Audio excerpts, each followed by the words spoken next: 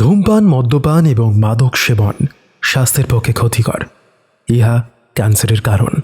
Smoking and alcohol consumption is injurious to health. It causes cancer. এই পর্বের সমস্ত বিষয়বস্তু ইচ্ছে ডানা গ্রুপ দ্বারা কপিরাইট সংরক্ষিত। All content of this episode is copyright reserved by Ichhe Dana group. পা টিপে টিপে চলে ধোঁয়াশার জাল, অচেনা বিপদ ডাকে, কাটে ব্যবধান। গোয়েন্দার দৃষ্টিতে প্রতিটি ইশারা, ক্ষুরোধার বুদ্ধিতে অন্ধকার দিশাহারা। শিকারীর খোঁজে ছোটে এক দুরন্ত টান, মৃত্যুর কিনারে বাঁচে এক চরম আহ্বান। নমস্কার, আমি আসঞ্জন। বুমেরাং অডিও স্টোরিজে আপনাকে স্বাগত। বুমেরাং মানে জানেন নিশ্চয়ই, যে ফিরে ফিরে আসে। আমরাও প্রতি সপ্তাহে ফিরে আসব নতুন গল্প নিয়ে। তাই সঙ্গে থাকুন, শুনতে থাকুন বুমেরাং অডিও স্টোরিজ। শুরু হচ্ছে আজকের গল্প, হেমেন্দ্র কুমার রায়ের কলমে জয়ন্ত মানিকের গল্প মৃত্যু মল্লার।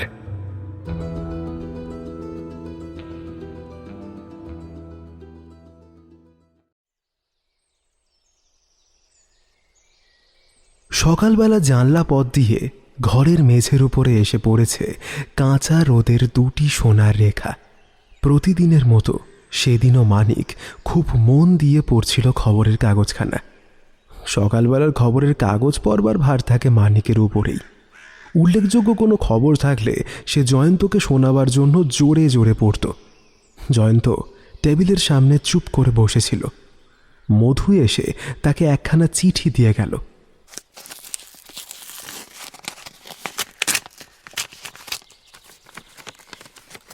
খাম ছিঁড়ে চিঠিটা বার করে পড়তে পড়তে জয়ন্ত হঠাৎ ক্রুদ্ধস্বরে চিৎকার করে উঠল, যত সব একেবারে। খবরের কাগজ থেকে মুখ তুলে মানিক সবিস্ময়ে বললে, আরে কি হলো গো বন্ধু, হঠাৎ এরকম রেগে মেগে গর্জন কেন? জয়ন্ত চিঠিখানা কুচি কুচি করে ছিঁড়ে ফেলে বললে, দেশে উচ্চ শ্রেণীর অপরাধীর অভাব হয়েছে একথা মানি বটে, কিন্তু তা বলে আমার এমন অধঃপতন হয়নি যে ভালো মামলার অভাবে টাকার লোভে হারানো কুকুরের উদ্দেশ্যে ছোটাছুটি করব। তোমার কথার মানে আমি ঠিক বুঝতে পারছি না জয়ন্ত। হারানো কুকুর আবার কি? এক সুবর্ণ গর্ধবের অর্থাৎ মস্ত ধনীর একটা আদরের কুকুর পথে হারিয়ে গিয়েছে। থানায় খবর দিয়ে তিনি জানিয়েছেন যে এই সারমেয় অবতারটিকে আবার আবিষ্কার করতে পারবে তাকে 5,000 টাকা পুরস্কার দেওয়া হবে। সুন্দরবাবু চিঠি লিখে আমাকে এই মামলার ভার গ্রহণ করতে আদেশ দিয়েছেন। সেই সঙ্গে তিনি অমূল্য উপদেশটিও দিয়েছেন যে আপাতত আমাদের হাতে যখন ভালো মামলা নেই তখন এই সুযোগটি যেন আমরা না ছেড়ে দিই। সুন্দরবাবুর যতই বয়স হচ্ছে তার বুদ্ধি যেন ততই ভোঁতা হয়ে যাচ্ছে। আচ্ছা না না, তুমি বলো, তিনি কি জানেন না ভগবানের আশীর্বাদে আমাদের অর্থের অভাব নেই? গোয়েন্দাগিরি করি আমরা নিতান্ত শখের খাতিরে, এই অর্থের লোভে কোনোদিনও আমরা কোনো কুকুরের পেছনে অন্তত ছুটব না। মানিক খিলখিল করে হেসে উঠে বলল, সুন্দরবাবু ঠিক সুন্দরবাবুর মতনই কথা বলেছেন। ওই নিয়ে তোমার মাথা গরম করবার দরকার নেই। ও কথা ভুলে চুপ করে ওই চেয়ারের উপরে গিয়ে বসো। আজকের কাগজে একটি শোনবার মতন খবর আছে, আমি পড়ি, তুমি শোনো। জয়ন্ত একখানা চেয়ারের উপরে বসে পড়ে খুশি হয়ে বললে, এই তাই নাকি? তাই নাকি? তাহলে সুবর্ণ গর্ধব আর তার পালিয়ে যাওয়া কুকুরের কথা চুল হয়ে যাক। আমি এক মনে এখন বরং তোমারই পড়া খবরটা শুনি। নাও শুরু করো। মানিক খবরের কাগজখানা চোখের সামনে তুলে ধরে পড়তে লাগলো। ভীষণ ঘটনা, অলৌকিক কাণ্ড। বাংলাদেশের সীমারেখার যেখানে সাঁওতাল পরগনা আরম্ভ হয়েছে সেইখানে মদনপুর নামে একখানা বড় গ্রাম বা ছোট শহর আছে। সম্প্রতি সেখানে এমন সব রোমাঞ্চকর ও রহস্যময় ঘটনা ঘটছে যার কোনো হদিশ খুঁজে পাওয়া যায় না। প্রথম ঘটনাটি ঘটেছে দিন 25 আগে। বুদ্ধ এক গরিব গৃহস্থ। সে স্থানীয় এক কারখানায় কাজ করত। তার অভ্যাস ছিল গ্রীষ্মকালে রাত্রে খোলা হাওয়ায় উঠোনে খাটিয়া পেতে শুয়ে থাকে। ঘটনার দিনেও সে বাড়ির সদর দরজা বন্ধ করে রাত্রের খাওয়ার পর অভ্যাস মতো উঠোনে গিয়ে শুয়েছিল। হঠাৎ মধ্যরাত্রে ভীষণ এক শব্দ শুনে বাড়ির অন্যান্য লোকজনদের ঘুম ভেঙে যায়। তারপরই শোনা যায় বুদ্ধুর বিকট আর্তনাদ ও একটা প্রচণ্ড ঝটাপটের শব্দ। সকলে বাইরে উঠোনের উপর ছুটে আসে, কিন্তু সেই দিন ছিল কৃষ্ণপক্ষের অন্ধকার রাত, কাজেই কেউ বিশেষ কিছুই দেখতে পায়নি। কেবল সকলে শুনতে পেয়েছিল একটা বন্য ও হিংস্র পশুর মতো কণ্ঠে অবরুদ্ধ গর্জন। সকলে যখন ভয়ে আড়ষ্ট হয়ে দাঁড়িয়ে আছে, তখন বুদ্ধুর এক ভাই তাড়াতাড়ি একটি লণ্ঠনের আলো জ্বালিয়ে উঠানের উপর ছুটে আসে, কিন্তু তখন ঝটাপটের শব্দ এবং সেই বন্য গর্জন থেমে গিয়েছে। লণ্ঠনের আলোতে কেবল দেখা গেল যে বুদ্ধুর মুন্ডহীন দেহ মাটির উপরে পড়ে রয়েছে এবং সেখানে বাইরে অন্য কোনো প্রাণীর অস্তিত্ব নেই। অনেক খুঁজেও বাড়ির ভেতরে বা বাইরে বুদ্ধুর ছিন্ন মুন্ডু আর পাওয়া যায়নি। এটা বাঘ বা অন্য কোনো বন্য পশুর অপকীর্তি বলে মনে করবার উপায় নেই, কারণ প্রথমত হত্যাকারী বাড়ির সদর দরজা গায়ের জোরে ভেঙে ভেতরে ঢুকেছিল। সাধারণত বাঘ বা অন্য কোনো বন্য পশু যা করে না। দ্বিতীয়ত, বুদ্ধুর রক্তে ভেজা মাটির ওপরে পাওয়া গেছে মানুষের হাতের ছাপ ও পায়ের চিহ্ন। দ্বিতীয় ঘটনাটি ঘটেছে ওই গ্রামেরই কোনো মধ্যবিত্ত পরিবারের বাড়িতে। বাড়িখানি দুতলা, বাড়ির মালিক ছিলেন উপরতলায় নিজেরাই শোবার ঘরে। সেও ছিল কৃষ্ণপক্ষের রাত্রি এবং ঘরের আলো ছিল নেভানো।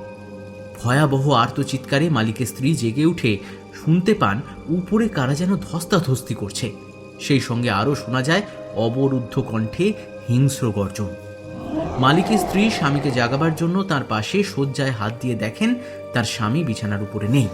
তখন তিনিও ব্যাকুল স্বরে আর্তনাদ করে ওঠেন এবং বাড়ির অন্যান্য লোকজনরাও ছুটে এসে বাইরে থেকে দরজায় করাঘাত করতে থাকে। তারপরে দেখা যায় অপছায়ার মতো একটা মনুষ্য মূর্তি ঘরের জানলার ভেতর দিয়ে বিদ্যুৎ গতিতে বাইরে গিয়ে অদৃশ্য হয়ে গেল। দ্বিতীয় ঘটনার ক্ষেত্রে পাওয়া গিয়েছে কেবল মালিকের মুন্ডুহীন দেহ এবং রক্তধারার মধ্যে মানুষের হাত ও পায়ের চিহ্ন। ঘরের প্রত্যেক জানলায় ছিল লোহার গরাদ, কিন্তু একটা জানলার দুইটি লোহার গরাদে বাইরে থেকে কেউ বা কারা একেবারে দুমড়ে খুলে ফেলে দিয়ে গেছিল। সেই গরাদ দুটিকে পরে বাড়ির বাইরে রাস্তার উপরে পাওয়া যায়। ব্যাপার দেখে পুলিশের লোকেরা পর্যন্ত স্তম্ভিত হয়ে গেছে, কারণ এইভাবে দুইটি লোহার গরাদ ভেঙে উপড়ে ফেলা যে সে শক্তির কাজ নয়। এবার আসি তৃতীয় ঘটনা। এটা ঘটেছে আরও 5-6 দিন পরে। সুখাই এক মণিহারি দোকানের মালিক। রাত্রে দোকান বন্ধ করে সে ভেতরে শুতো। একদিন সকালে দেখা যায় সুখাইয়ের দোকান খোলা পড়ে রয়েছে। দোকান ঘরের মেঝের উপর দিয়ে রক্তের স্রোত বইছে এবং সুখাইয়ের কোনোই খোঁজ নাই। এখানেও চাপা রক্তের মধ্যে পাওয়া গিয়েছে হাতের ও পায়ের ছাপ। পুলিশ পরীক্ষা করে বলেছে প্রথম, দ্বিতীয় এবং তৃতীয় ঘটনাক্ষেত্রে প্রাপ্ত হাতের ও পায়ের চিহ্নগুলো একই ব্যক্তির। প্রথম 2 ঘটনাক্ষেত্রে হত্যাকারী কেবল ছিন্ন মুন্ডু নিয়ে পলায়ন করেছিল, কিন্তু তৃতীয়বারে সে নিয়ে গেছে একটা গোটা মানুষকে। মদনপুর এবং তার আশেপাশের গ্রামগুলির মধ্যে ভীষণ বিভীষিকার সঞ্চার হয়েছে। এই 3টি নরহত্যার অর্থ কি?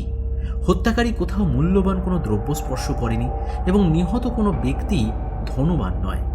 পুলিশ তদন্তে মৃত ব্যক্তিদের কোনো শত্রুও সন্ধান পাওয়া যায়নি। তবে সে কেন হত্যা করে এবং হত্যার পর কেনই বা মৃতের ছিন্ন মুন্ডু বা দেহ নিয়ে অদৃশ্য হয়ে যায়? তদন্তে আরেকটি আশ্চর্য তথ্য প্রকাশ পেয়েছে। মুন্ডহীন মৃতদেহ দুটোর গলার কাছে অস্ত্রাঘাতের কোনো চিহ্নই পাওয়া যায়নি। পাওয়া গেছে কেবল ধারালো দাঁতের দাগ। দেখলেই বোঝা যায় কোনো হিংস্র জন্তু তীক্ষ্ণ দাঁত দিয়ে মুন্ডু দুটিকে দেহ থেকে বিচ্ছিন্ন করেছে। এটাও এক অদ্ভুত রহস্য। ঘটনাস্থলে পাওয়া যায় কেবল মানুষের হাত আর পায়ের চিহ্ন, কিন্তু মানুষ কি কখনো অস্ত্রের সাহায্য না নিয়ে এমনভাবে মুন্ডুকে দেহ থেকে বিচ্ছিন্ন করতে পারে? এও যদি মানা যায়, তাহলেও বলতে হয় এইভাবে দেহকে মুন্ডুহীন করতে গেলে মানুষের পক্ষে দরকার হয় যথেষ্ট সময়। কিন্তু প্রথম 2 ঘটনাক্ষেত্রে হত্যাকারী সেই সময় পায়নি। পুলিশ তদন্ত করে জানিয়েছে 2 বারই হত্যাকারী আবির্ভূত ও অদৃশ্য হয়েছে মাত্র মিনিট 3-4 মধ্যে। হত্যাকারী যে দানবের মতন মহাবলবান সে বিষয়েও সন্দেহ নেই। গায়ের জোরে সে সদর দরজা ভেঙেছে, 2 মোটা লোহার গরাদ দুমড়ে মুচড়ে খুলে ফেলেছে। কেই ভয়াবহ হত্যাকারী? স্থানীয় বাসিন্দাদের দৃঢ় বিশ্বাস হত্যাকারী মানুষ নয় এবং ঘটনাগুলো হচ্ছে ভৌতিক ব্যাপার। কারুর মতে মদনপুরে পিশাচের আবির্ভাব হয়েছে, কারণ পিশাচরাই নররক্ত শোষণ করতে ভালোবাসে। স্থানীয় লোকেরা এত ভয় পেয়েছে যে সন্ধ্যার পর কেউ আর বাড়ির বাইরে পা বাড়াতে ভরসা করে না।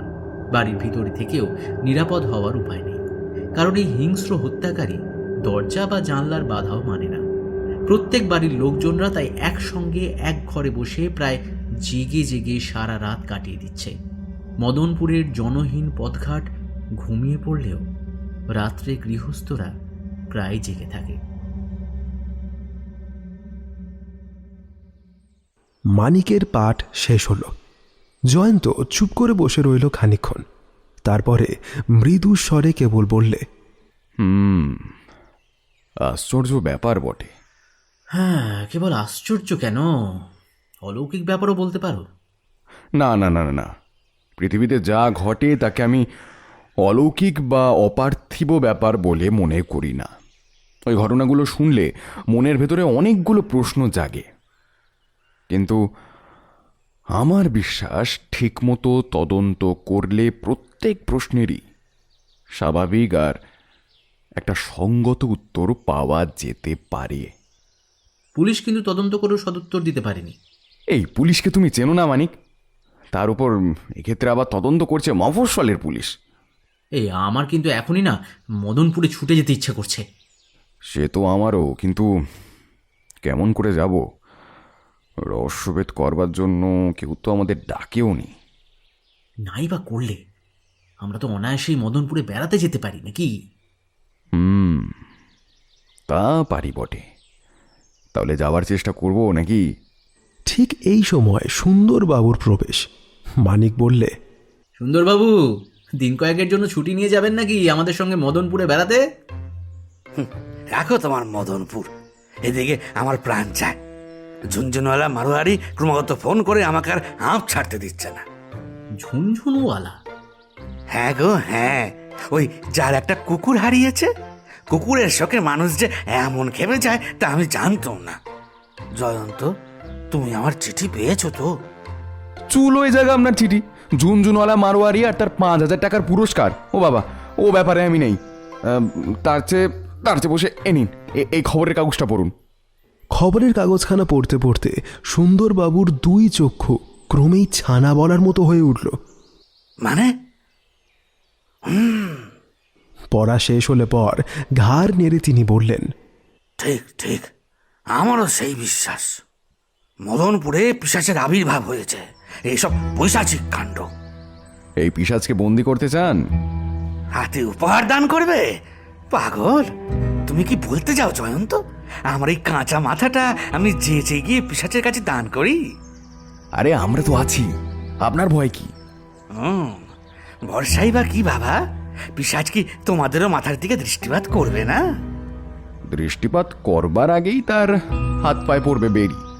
বাজে কথা রাখুন সুন্দরবাবু, ছুটি নিয়ে চলুন মদনপুরের দিকে, আপনাকে আমরা ছাড়বো না।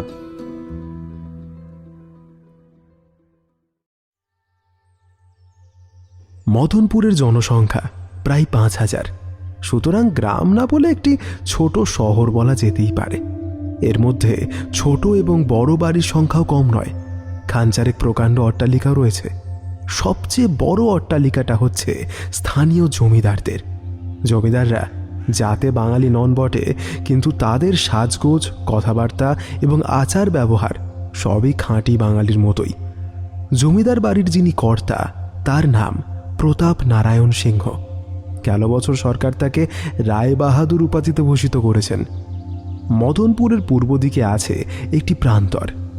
এত বড় প্রান্তর যে দেখলে মনে হয় তার বিস্তার দিক চক্রবাল রেখা পর্যন্ত। তারই পূর্ব দক্ষিণ কোণের দিকে তাকালে দেখা যায় বিশাল এক অরণ্য, এবং তারই মাঝে মাঝে আকাশের দিকে মাথা তুলে দাঁড়িয়ে আছে ছোট বড় পাহাড়। মদনপুরের খুব কাছেই প্রান্তরের উপর দিয়ে দুই তীরে শুভ্র বালুকা শয্যা বিছিয়ে রোদের আলোতে চিকমিকে হীরার হার বুনতে বুনতে ঝিরঝির করে বয়ে যাচ্ছে একটি ছোট নদী। কিন্তু বর্ষাকালে এই নদী আর ছোট থাকে না। তখন দুই ধারের বালুকা শয্যা একেবারে অদৃশ্য হয়ে যায় এবং তার গতিও হয় অত্যন্ত তীব্র ও দুরন্ত। মদনপুর থেকে প্রায় মাইল খানেক তফাতে নদীর ধারে প্রান্তরের ওপরে ছিল একখানা সরকারি ডাকবাংলো। সুন্দরবাবু জয়ন্ত ও মানিককে নিয়ে তারই ভিতরে আশ্রয় গ্রহণ করল। মদনপুরে গিয়ে তারা পৌঁছেছিল খুব ভোরবেলায়। খানিক বিশ্রাম করে জয়ন্ত বলল, সুন্দরবাবু, যেসব আশ্চর্য ঘটনার কথা আমরা খবরের কাগজে পড়েছি সেগুলো ঘটেছে বেশ কিছুদিন আগে। সুতরাং আপাতত ঘটনাস্থলে গিয়ে কোনোই লাভ নেই। কিন্তু এখন আমাদের কি করা উচিত বলুন দেখি। এখন আমাদের উচিত এখানকার থানায় যাওয়া। খবরের কাগজে যা পাইনি, পুলিশের মুখ থেকেই আমরা তা জানতে পারবো। ঠিক বলেছেন, চলুন চলুন তবে থানার দিকে যাওয়া যাক। থানায় গিয়ে দেখা গেল ইন্সপেক্টর জিতেন বাবু টেবিলের সামনে বসে এক মনে একখানা মস্ত বাঁধানো খাতার ওপরে লিখে চলেছেন। আগন্তুকদের দেখে খাতা থেকে মুখ তুলে তিনি ভ্রু সংকুচিত করে বললেন, কে মশাই আপনারা? এখানে কি দরকার?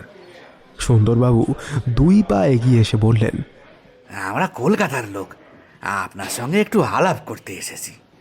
জিতেনবাবু আবার খাতার দিকে মুখ নামিয়ে বললেন, আহা, এখন আমি অত্যন্ত ব্যস্ত। এখন কারোর সঙ্গে আলাপ করার মতো আমার সময় নেই। এই বলে তিনি আবার খাতার ওপরে লিখতে শুরু করলেন। সুন্দরবাবু একগাল হেসে আময়িকভাবে বলল, কিন্তু আপনার সঙ্গে আলাপ করবার সময় আমাদের আছে। ওদিনদের সঙ্গে 2-4টে কথাবার্তা কইলে বড়ই অন্যায় হবে কি? আরে কে মশাই আপনারা? আমরা পরিচয় দিলে কি চিনতে পারবেন? আমাকে সবাই সুন্দরবাবু বলে ডাকে। আমি হচ্ছি কলকাতা পুলিশের একজন সামান্য ডিটেকটিভ ইন্সপেক্টর। আর এরা হচ্ছেন 2 নবীন শৌখিন গোয়েন্দা। এর নাম জয়ন্তবাবু আর ওর নাম মানিকবাবু। আর কিছু? দেখতে দেখতে জিতেনবাবুর মুখের ভাব গেল বদলে।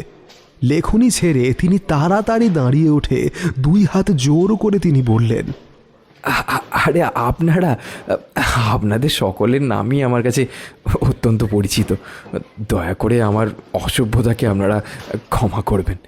আসলে দেখুন, পুলিশে চাকরি করি, দিনরাত যত বাজে লোক এসে জ্বালাতন করে, তাই আর কি, মানে কাজেই মাঝে মাঝে একটু আত্মরক্ষার জন্য লোকের সঙ্গে রূঢ় ব্যবহার করে ফেলি।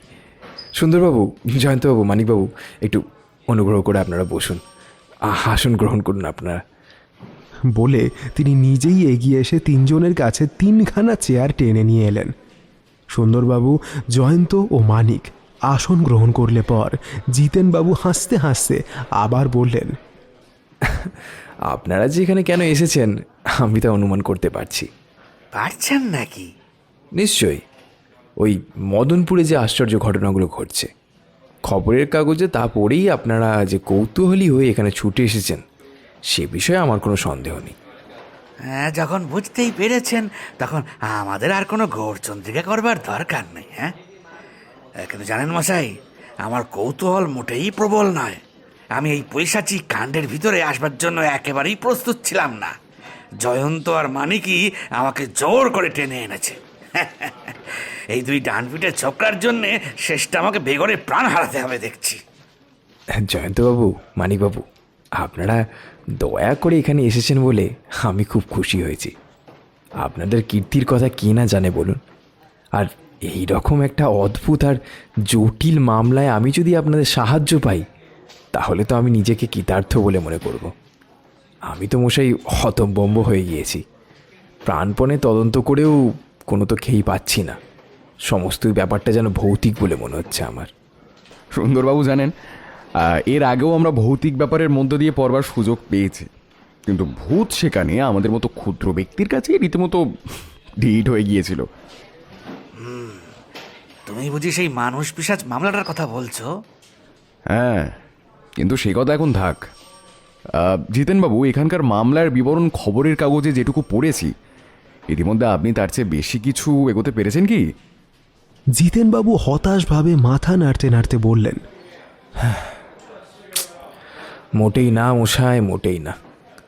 এ মামলার ভিতরে ঢোকবার শক্তি কোনো মানুষের আছে বলে আমি বিশ্বাস করি না। মানে এক অসম্ভব মামলা। জয়ন্ত অল্পক্ষণ স্তব্ধ হয়ে রইল, তারপরে ধীরে ধীরে বললে, জিতেনবাবু, খবরের কাগজের রিপোর্টে যেটুকু পড়েছি তার বেশি আমি আর কিছুই জানি না।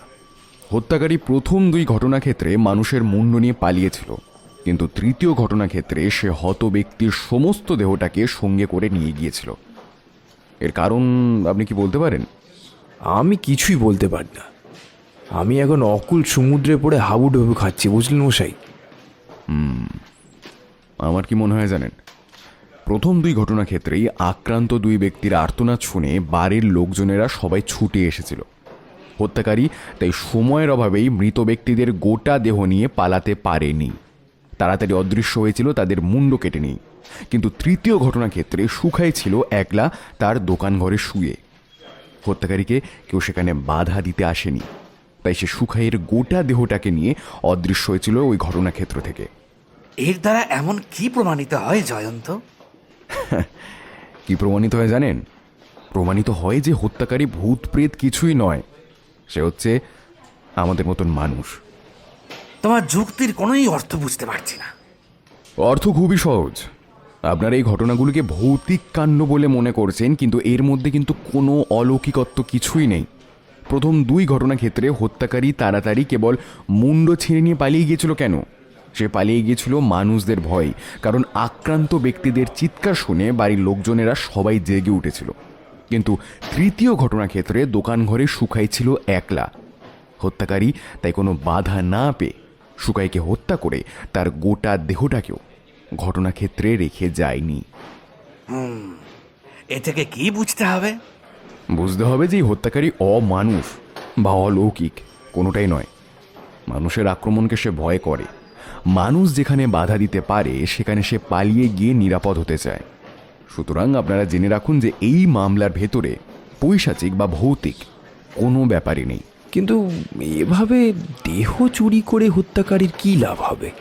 হ্যাঁ হ্যাঁ, এই ব্যাপারটা আমি অনুমান করতে পারছি না। এই এক আশ্চর্য হত্যাকারী।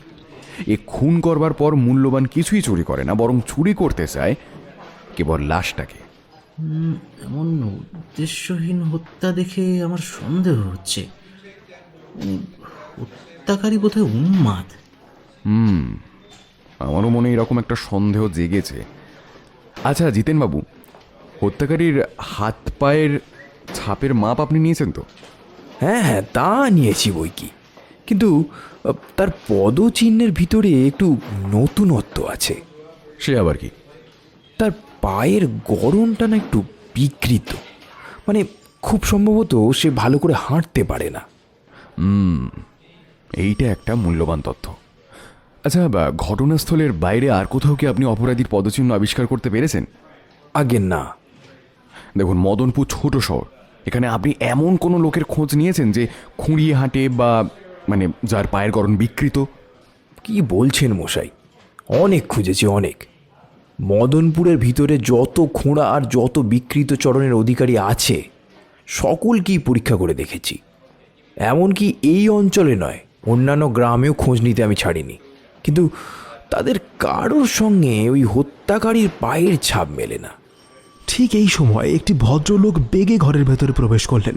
তার চোখ মুখ উদ্ভ্রান্ত এবং আতঙ্কের ছাপ স্পষ্ট। রুদ্ধশ্বাসে তিনি চিৎকার করে বললেন, মশাই, ও মশাই, আমাদের আমাদের সর্বনাশ হয়েছে। ব্যাপারটা কি? গেল রাতে প্রতাপ নারায়ণ বাবু আর তার স্ত্রীকে কারা যেন খুন করে দিয়েছে। জিতেনবাবু তাড়াতাড়ি দাঁড়িয়ে উঠে সবিস্ময়ে বললেন, জমিদার প্রতাপ নারায়ণ বাবু? হ্যাঁ মশাই, হ্যাঁ, কেবল খুন নয়, কেবল খুন নয়, খুনিরা লোহার সিন্দুক খুলে 50,000 টাকার গয়না আর নগদ 20,000 টাকাও নিয়ে গেছে। হ্যাঁ, এবারে আবার খুন আর চুরি একসঙ্গে? এই লাশটা পাওয়া গেছে তো? না, ঘরময় বইছে রক্তের ঢেউ। প্রতাপ নারায়ণ বাবু আর তার স্ত্রীর দেহ অদৃশ্য। পাওয়া গিয়েছে কেবল জমিদার বাবুর হাতের একটা কাটা আঙুল। ব্যাপারটা ক্রমেই গুরুতর হয়ে উঠছে। রায় বাহাদুর প্রতাপ নারায়ণ সিংহ বড় জেসে লোক নন। এই অঞ্চলে তাঁর মতো ধনী আর প্রতিপত্তিশালী জমিদার আর দ্বিতীয় নেই। সাধারণ সৎ কাজে তিনি টাকাও দান করেছেন যথেষ্ট। সকলেই তাকে ভালোবাসে আর অনেক শ্রদ্ধাও করেন। সাক্ষাৎ শয়তান ছাড়া আর কেউ তাকে তার স্ত্রীকে খুন করতে পারে না। তার মস্ত অট্টালিকায় পাহারা দেয় অনেক দারোয়ান। এমন জায়গায় ডবল খুন হয় কেমন করে, কিছুই তো আন্দাজ করতে পারছি না। আশ্চর্য বিষয়টা।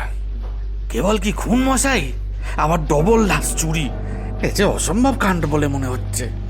যিনি থানায় খবর দিতে এসেছিলেন জিতেনবাবু তাকে জিজ্ঞাসা করলেন, কিন্তু আপনি কে? জমিদার বাবুর ম্যানেজার, নাম?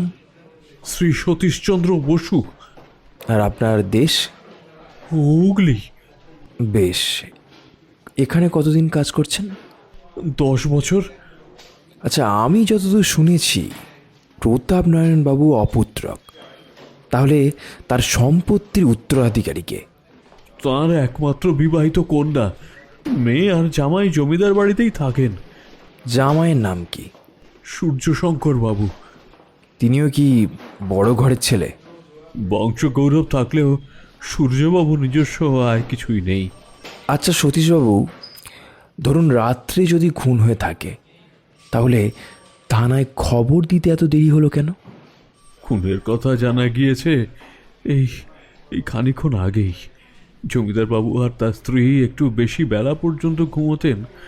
তার উপরে বাবুর শরীরটা কাল খুবই খারাপ ছিল, তাই তাই বেলা 11টা পর্যন্ত তার খোঁজ আমি নিইনি। খুনের কথাটা প্রথমে কে জানতে পারে? বাবুর পুরনো চাকর বিশু। বাড়িতে এত লোকজন থাকে, কিন্তু রাত্রে কেউ কোনো সন্দেহজনক শব্দ শুনতে পায়নি? না, বাবু থাকতেন বাড়ির এক প্রান্তে। তিনি নির্জনতা প্রিয় ছিলেন বলে তার শোবার ঘরের কাছাকাছি কোনো ঘরেই কেউ থাকতো না। ধরতে গেলে বাবুর মহলটা ছিল বাড়ি থেকে প্রায় বিচ্ছিন্ন। জমিদারবাবু কোন তলায় থাকতেন? দোতলায়। খুনিরা নিশ্চয়ই দলে ভারী ছিল, নইলে তারা দোতলা থেকে দুটো মৃতদেহ নিয়ে পালাতে পারতো না। কিন্তু তারা কেমন করে ঘরের ভিতর ঢুকেছিল সেটা কিছু আন্দাজ করতে পেরেছেন? জমিদার বাড়ির দোতলায় কোনো ঘরের জানলাতেই কিন্তু গারদ নেই। বাগান থেকে মই বেয়ে যদি কেউ দোতলায় বারান্দায় ওঠে, তাহলে সে অনায়াসেই যে কোনো ঘরের ভিতরে কিন্তু প্রবেশ করতে পারে। হঠাৎ মইয়ের কথা কেন তুললেন? বাবুর মহলের দিকে বাগানে একখানা রক্তমাখা মই অবশ্য পাওয়া গিয়েছে। রক্তমাখা? আগে হ্যাঁ। মইখানা কাজ জানেন? বাগানের মালিদের। মইখানা থাকতো কোথায়? মালিদের ঘরের পাশে। আচ্ছা সতীশবাবু, আপনি বললেন জমিদার বাবুর শোবার ঘরে মেঝে হয়েছে রক্তময়। সেখানে একটা বিষয় লক্ষ্য করেছেন কি? কি কি বিষয় বলুন। রক্তের ভিতর অনেকগুলো হাত আর পায়ের ছাপ। হাত আর পায়ের ছাপ? না মশাই, ওসব তো কিছুই আমরা দেখতে পাইনি। চারিদিকে খালি দেখছি রক্ত, জমাট রক্ত। খালি কি মেঝে, ঘরের দেওয়ালের গায়েও রক্ত আর রক্তের ধারা। সেই ভীষণ রক্তাক্ত ঘরের কথা ভাবতেও আমার বুক ধুকপুক করে উঠছে মশাই। এমন দৃশ্য জীবনে আর কখনো দেখিনি। এমন দৃশ্য জীবনে আর কখনো দেখতেও চাই না। ও ঘটনাস্থল থেকে মূল্যবান কিছু চুরি গিয়েছে? বিশেষ কিছুই নয়। বিশেষ কিছু নয় মানে? জমিদারবাবুর ঘরে মূল্যবান দ্রব্য আর নগদ টাকা কড়িও ছিল যথেষ্ট। হত্যাকারী ইচ্ছা করলে খুব সহজেই সেসব নিয়ে যেতে পারত, কিন্তু সে কিছুই স্পর্শ করেনি। তবে জমিদার গৃহিণীর দেহের সঙ্গে সঙ্গে তাঁর গায়ে অলংকারগুলিও অদৃশ্য হয়েছে, কিন্তু সেগুলির উপরে হত্যাকারীর বিশেষ লোভ থাকার কথা নয়। কেন এমন কেন বললেন? আসলে জমিদার গিন্নি ছিলেন খুবই সাদাসিধে ধরনের মানুষ। মূল্যবান অলংকার পরতে তিনি মোটেই ভালোবাসতেন না। সধবা বলে বাধ্য হয়ে ওই আট পৌড়ে যে 2-4খানি গহনা পরতেন, তার দাম বোধহয় ওই 300-400 টাকার বেশি হবেও না। হত্যাকারী নিশ্চয়ই সেই তুচ্ছ গয়নার লোভে এমন ডবল খুন করতে আসেনি। সতীশবাবুর মুখের দিকে কিছুক্ষণ নীরবে তাকিয়ে থেকে জিতেনবাবু বললেন, আপনাকে বেশ বুদ্ধিমান ব্যক্তি বলেই মনে হচ্ছে। এর মধ্যেই এই হত্যাকাণ্ড নিয়ে আপনি বিলক্ষণ মাথা খাটিয়েছেন দেখছি। হ্যাঁ, আর আপনি ঠিক কথাই বলেছেন, অর্থ লোভে এই হত্যাকাণ্ড হয়নি। এখানে এর আগে আরও যে 3টি হত্যাকাণ্ড হয়েছে তার মধ্যেও হত্যাকারীর অর্থ লোভের পরিচয় পাওয়া যায়নি। এই অদ্ভুত হত্যাকারী চাই কেবল শুধু মানুষের দেহ। জিতেনবাবু চেয়ার থেকে উঠে দাঁড়িয়ে বললেন, আপাতত আমার কোনো আর জিজ্ঞাসা নেই। এবার ঘটনাস্থলের দিকেই যাত্রা শুরু করা হোক। সুন্দরবাবু, আপনারাও কি আমার সঙ্গী হবেন? আদেশ পেলেই সঙ্গী হতে পারি। বিলক্ষণ, হে আমার আদেশ নয়, বিনীত অনুরোধ। আপনি হচ্ছেন কলকাতা পুলিশের ডিটেকটিভ, আর জয়ন্তবাবুদের শক্তির কথা দেশের কে না জানে। আপনাদের সাহায্য লাভ করা বড় কম কথা নয়। জানেনই তো, 10 মিলি করি কাজ, হারি জিতি নাহি লাজ। এবারেও যদি হারি তাহলে শ্রেষ্ঠদের সঙ্গে হারব। ওপরওয়ালার আর হুমকি দিতে পারবে না।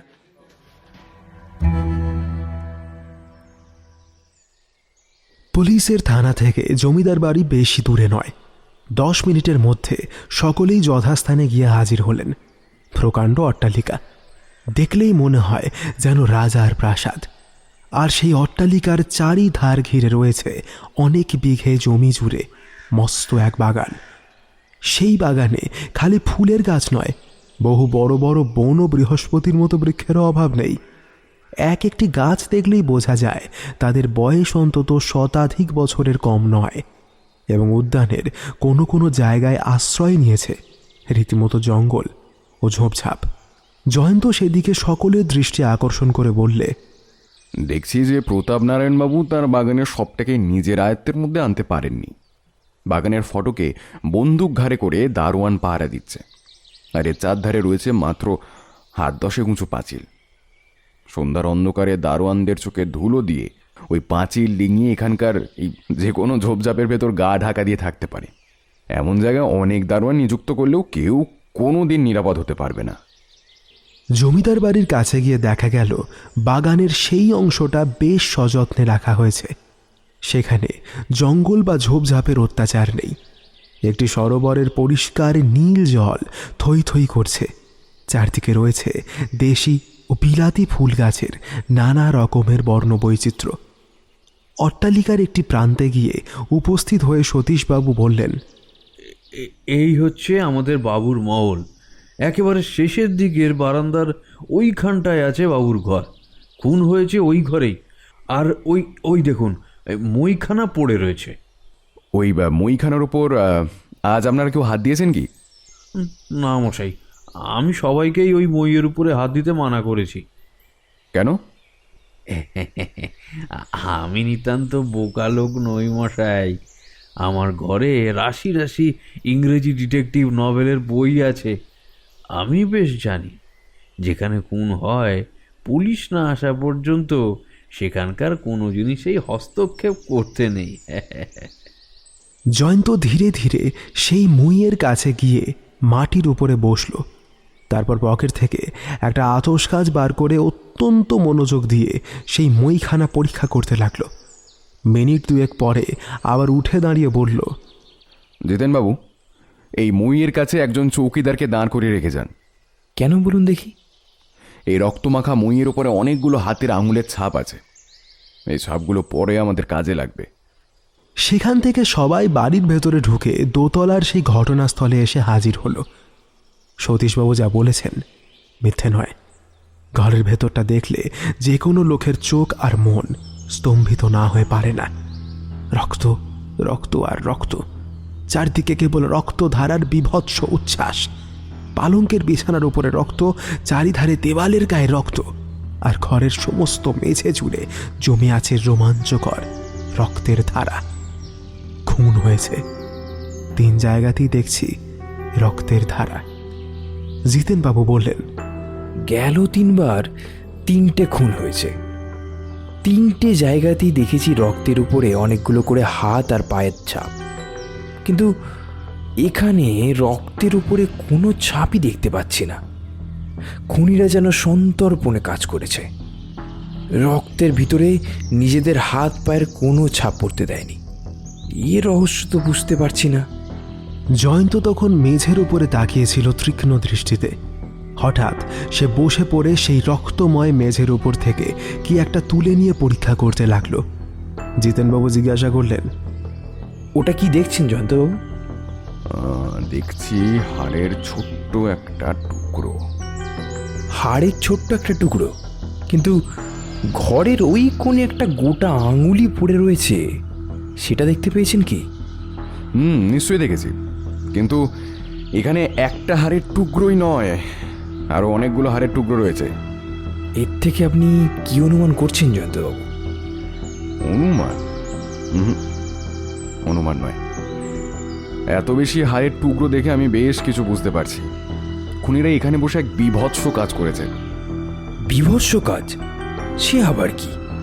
খুনিরা কোনো ধারালো অস্ত্র দিয়ে মৃত ব্যক্তিদের দেহ দুটোকে করেছে খণ্ড বিখণ্ড।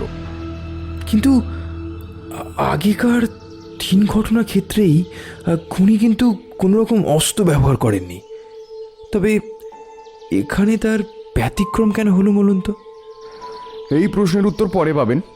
আপাতত এ ঘরের ভিতরে আমাদের আর কিছু দেখবার নেই। এইবার হচ্ছে আমাদের শুনবার পালা। এখন বাড়ির লোকজনেরা কালকের রাত্রের কথা কি বলেন শোনা যাক। একে একে ডাকুন সবাইকে। ঠিক সেই সময় একজন চৌকিদার দরজার বাইরে ঘরের সামনে এসে সালাম ঠুকলে জিতেনবাবুকে। জিতেনবাবু তাকে দেখেই ক্রুদ্ধস্বরে জিজ্ঞাসা করলেন, এ কি, তুমি এখানে কেন? তোমাকে ময়ের সামনে দাঁড়িয়ে পাহাড়ে দিতে বলেছিলাম যে। হ্যাঁ হুজুর, কিন্তু একজন লোক গিয়ে বলল আপনি নাকি আমাকে ডেকেছেন। আমি তোমাকে ডেকেছি? কে বললো তোমাকে এ কথা? আমি তাকে চিনি না হুজুর। না না না না, আমি তো তোমাকে ডাকিনি। যাও যাও, শীঘ্রই সেই মেয়ের সামনে গিয়ে পাহাড়ে দাও। সেখানে আর কাউকে যেন যেতে দিও না। আর পাহারা দেবার দরকার নেই জিতেনবাবু। আমি বেশ বুঝতে পারছি মই যেখানে ছিল সেখানে গেলে আর সে মই খুঁজে পাওয়া যাবে না। আমি ভুল করেছি। মইয়ের উপরে যে হাতের আঙুলের ছাপ ছিল এ কথা প্রকাশ্যে আমার বলা উচিত হয়নি। আপনার কথার মানেটা তো ঠিক বুঝলাম না।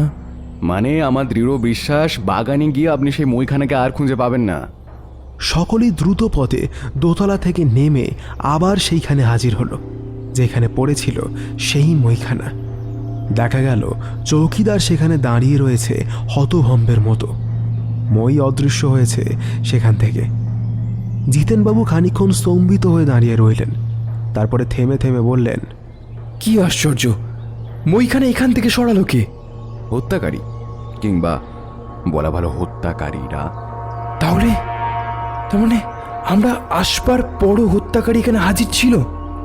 কেবল হাজির ছিল না, সে আমাদের কথাবার্তা সব শুনেছে, আমাদের কার্যকলাপ সব লক্ষ্য করেছে, তারপর করেছে অবস্থা বুঝে ব্যবস্থা। তাহলে এর মানে হতে পারে যে হত্যাকারী এখনো এখানে হাজির আছে। না থাকতেও পারে। কার্যোদ্ধারের পর বুদ্ধিমানরা বিপজ্জনক স্থানে বেশিক্ষণ অপেক্ষা করে না। না মশাই, না না, আমার বিশ্বাস অন্যরকম। প্রতাপবাবুর জামাই সূর্যবাবু কোথায়? কই ওনাকে তো দেখলাম না। একটি লোক বলল, বাড়ির ভিতরে। তাকে এখানে ডেকে আনো। লোকটি চলে গেল। জয়ন্ত বললে, আচ্ছা জিতেনবাবু, হঠাৎ সূর্যবাবুকে ডাকলেন কেন? প্রতাপবাবুর অবর্তমানে সূর্যবাবুই তো এই বাড়ির কর্তা। আমি আগে তাকেই গোটা কয়েক প্রশ্ন করতে চাই।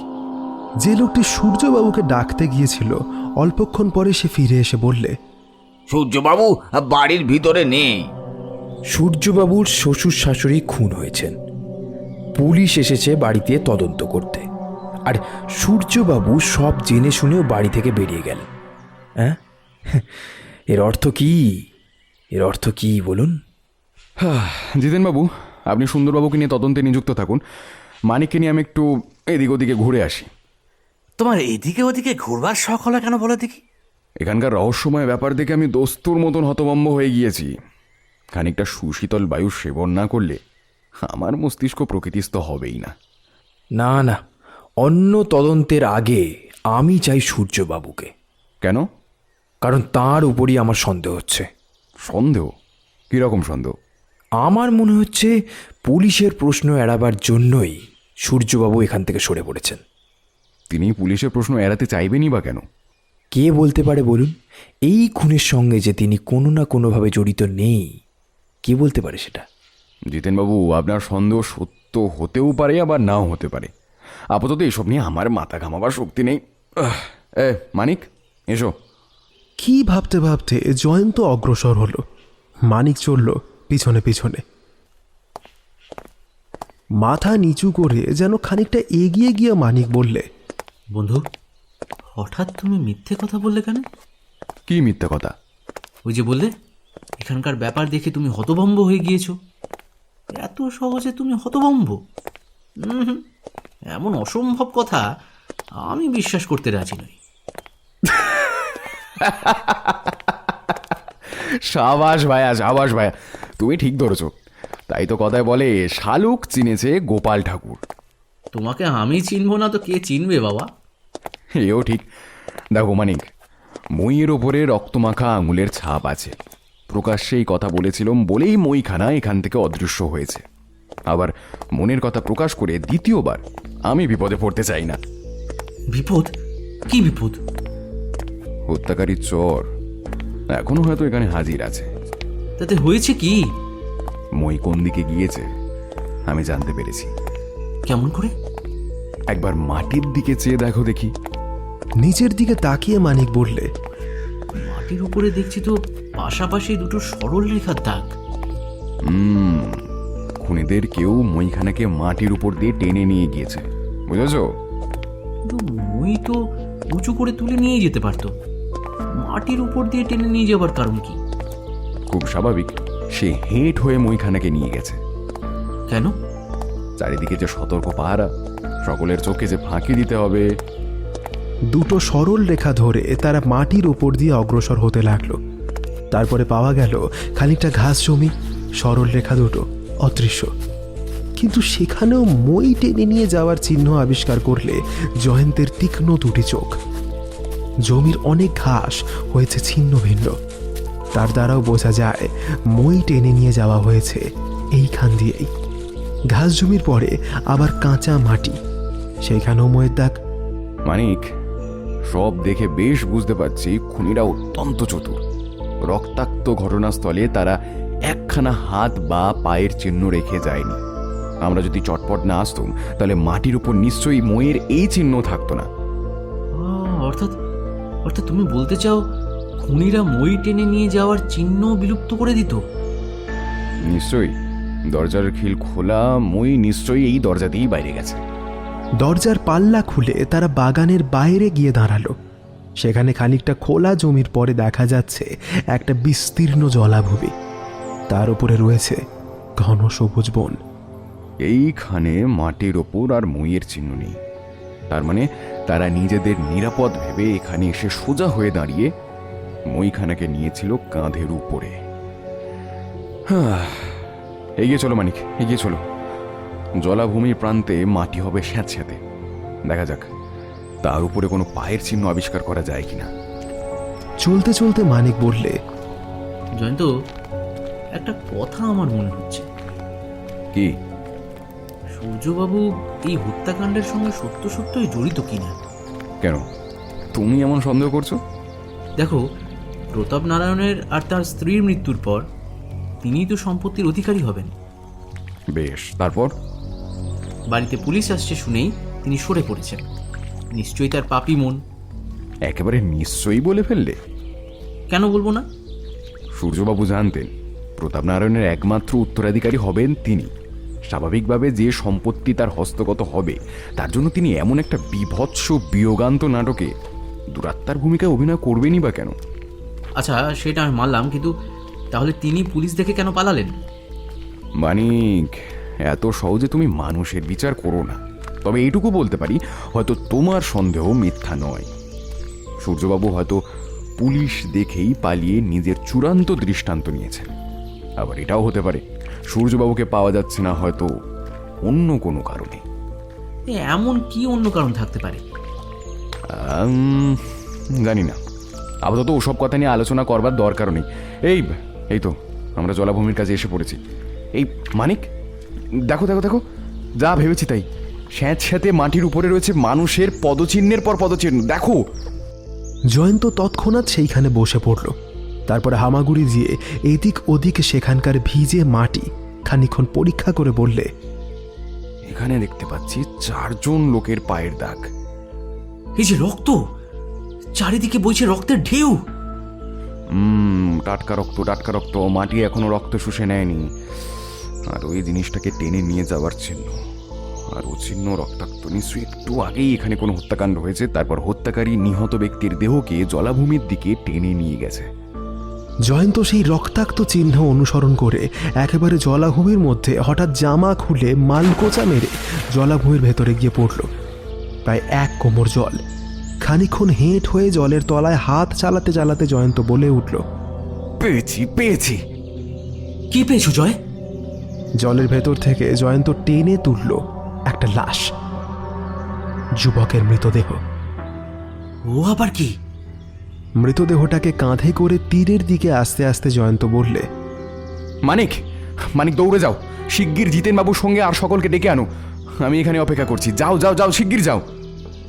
ইন্সপেক্টর জিতেন বাবু, সুন্দরবাবু ও মৃত জমিদারের ম্যানেজার সতীশবাবুকে সঙ্গে নিয়ে মানিক ফিরে এলো।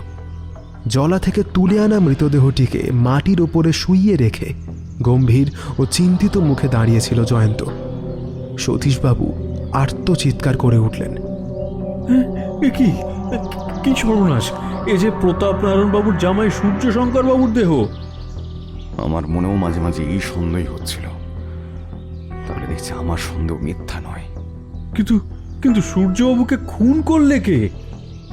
যারা জমিদার বাবু আর তার স্ত্রীকে খুন করেছে, যারা আজ রক্তাক্ত মইখানাকে সরিয়েছে, তারাই। কিন্তু কিন্তু কে তারা? কেমন করে বলবো? আপনি যে তিমিরে, আমিও সেই তিমিরে। তবে মনে হচ্ছে আর বেশি দিন তিমির রাজ্যে বাস করতে হবে না।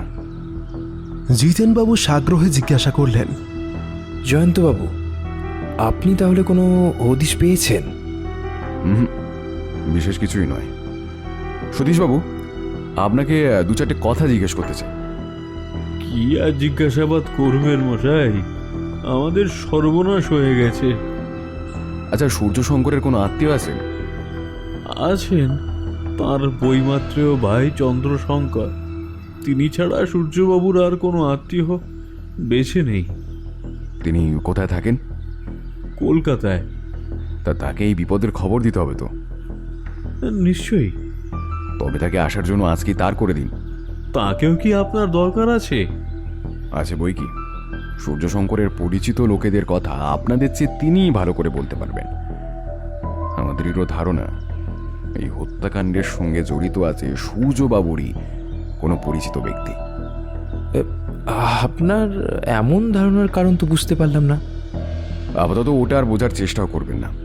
চন্দ্রবাবুর কাছ থেকে সূর্যবাবুর বন্ধুদের তালিকা না পাওয়া পর্যন্ত অপেক্ষা করুন। সেই তালিকা দেখেই আমি আমার কর্তব্য স্থির করব। সতীশবাবু, সূর্যবাবুর মৃত্যু হয়েছে, এখন প্রতাপ নারায়ণের সম্পত্তির উত্তরাধিকারীকে?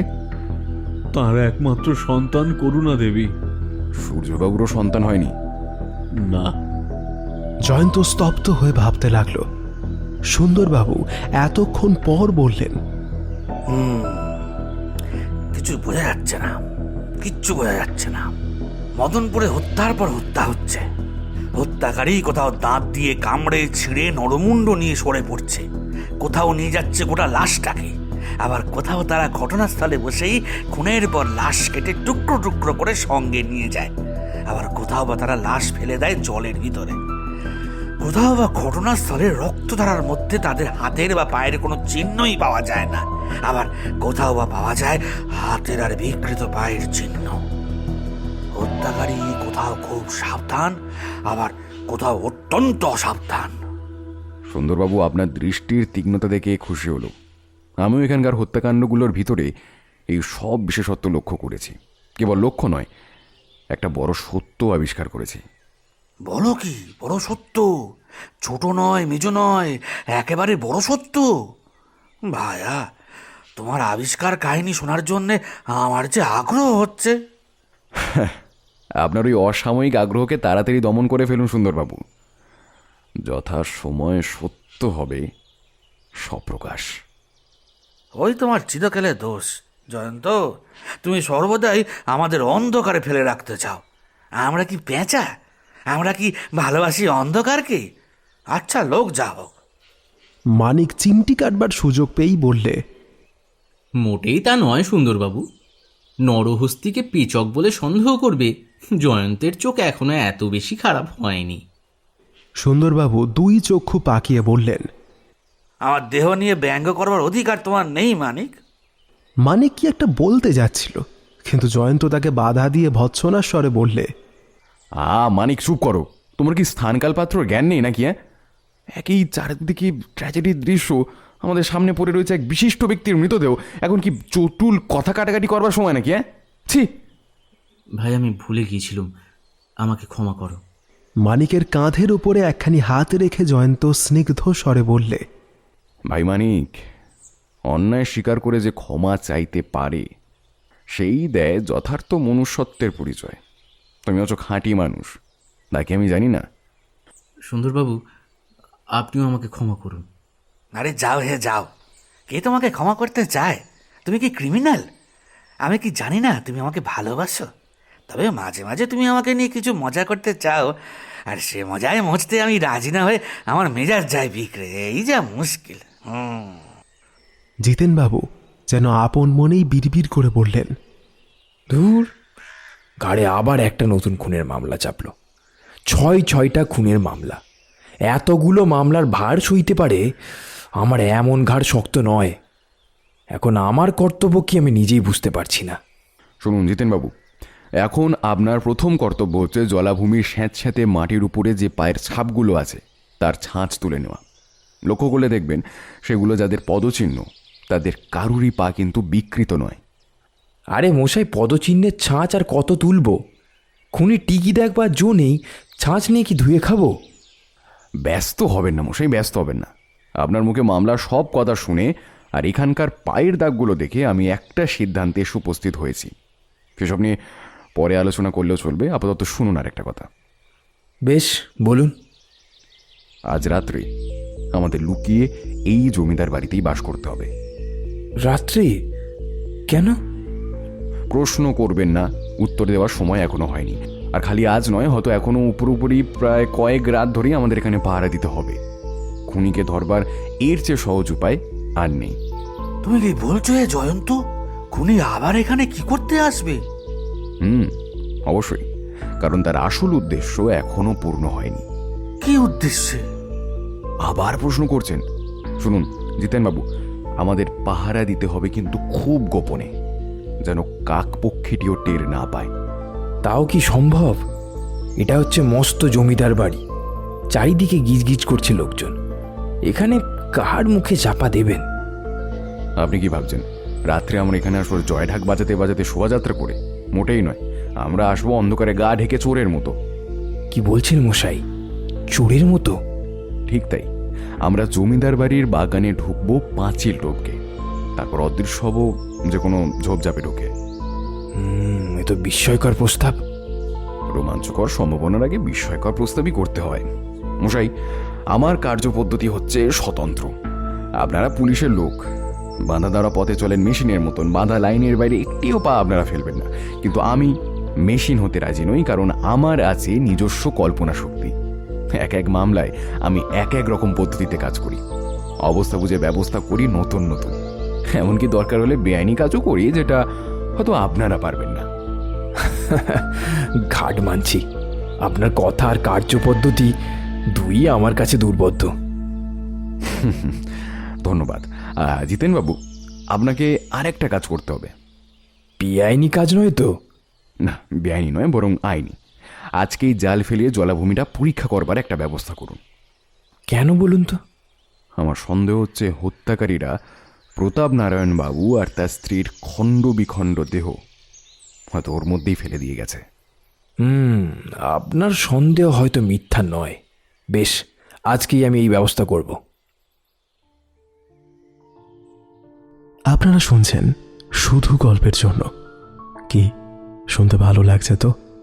তাহলে সাবস্ক্রাইবটা করে ফেলুন, সাথে বেল আইকনটা। শুনতে থাকুন গল্পের পরবর্তী অংশ।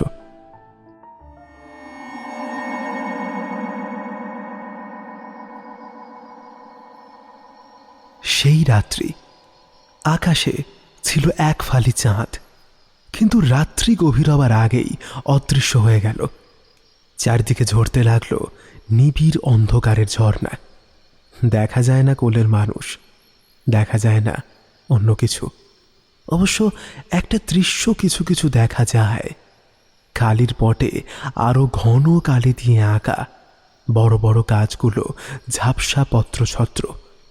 থেকে থেকে প্রবল বাতাসের তাড়নায় সেখানে জাগছিল আর্তমর্মর স্বর। চারদিক নিঝুম, ঘুমিয়ে পড়েছে পৃথিবী। ওরই মধ্যে নীরবতাকে শব্দিত করে মাঝে মাঝে সাড়া দিয়েছে প্যাচকের কণ্ঠ। মাঝে মাঝে ভেসে এসেছে শৃগাল সভার কোলাহল। মানিক নিম্ন কণ্ঠে বিরক্ত স্বরে বলল, আরে দূর, আরে মূল মশাগুলো ঘুমোতেও জানে না, তাদের রক্ত পিপাসার অন্ত নেই। উফ, উরি বাবা, কেলুম যে গাইতে গাইতে। বেটারা মানুষের রক্ত খেতে আসে, আবার গান গাইতে ভগবান এমন সৃষ্টিছেরা জীব যে কেন যে সৃষ্টি করেছেন তার অর্থ কিছুই বোঝা যায় না। আরে মশাই জানেন, বিশেষজ্ঞদের মুখে শুনেছি উদ্ভিদের ভিতরেও নাকি মশাদের যথেষ্ট খোরাক আছে। তাদের রক্তপান করবার আর কোনো দরকার নেই, তবু অকারণে তারা রক্তপানের জন্য লালায়িত হয়। এমন হিংসুক প্রাণী আমি আর দুনিয়ায় দেখিনি বাবু। গান্ধীজিকেও তারা রেহাই দেয়নি। উফ, আপনারা মশা নিয়ে গবেষণা বন্ধ করুন তো। আমি যেন পায়ের শব্দ পাচ্ছি। শ্, সবাই চুপ। তারা বসেছিল বেশ বড় একটা ঝোপের মধ্যে। ঝোপের দুই পাশেই খোলা জমি। কিছু দূরেই মরমর করে শব্দ হচ্ছে, যেন কে বা কারা মারিয়ে মারিয়ে আসছে শুকনো পাতা। সকলে রুদ্ধশ্বাসে অপেক্ষা করতে লাগলো।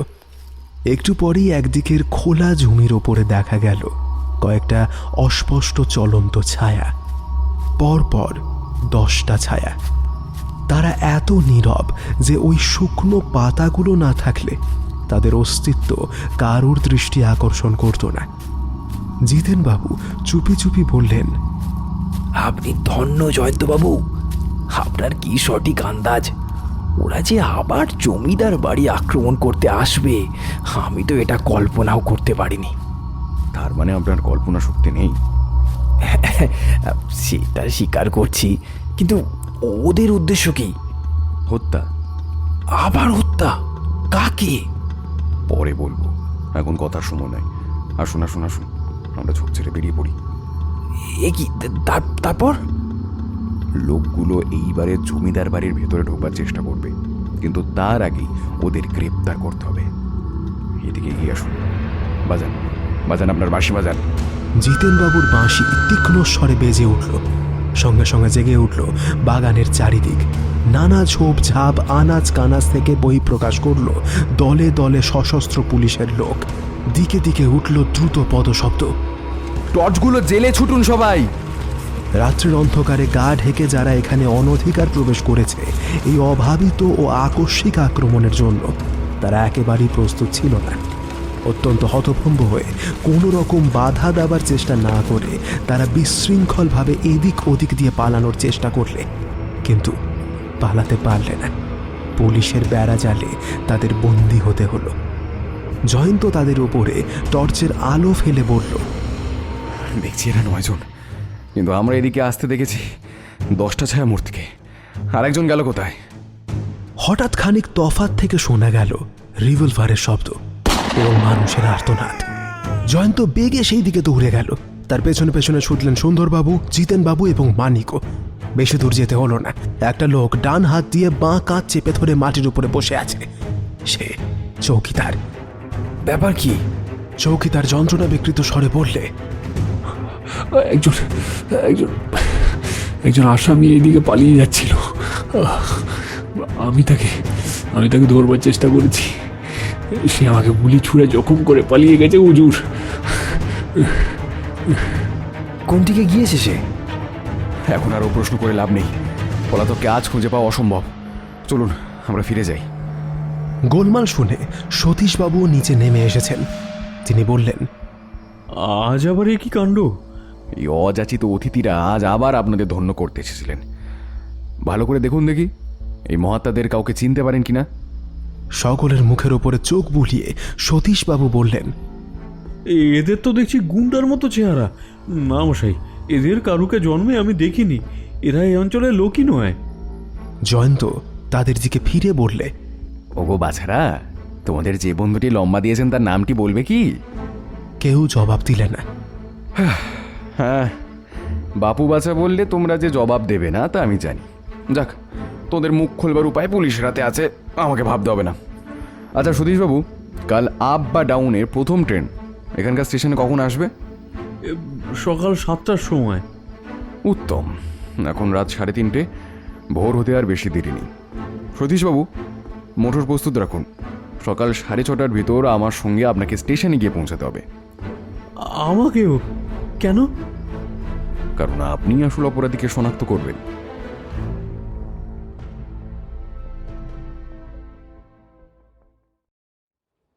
মদনপুর স্টেশন। সকাল 7টার গাড়ি এখনো আসেনি। একখানা মোটর স্টেশনের সামনে এসে থামল। গাড়ির ভেতর থেকে নামলো জয়ন্ত ও মানিক, তারপরে সতীশবাবু ও জিতেনবাবু।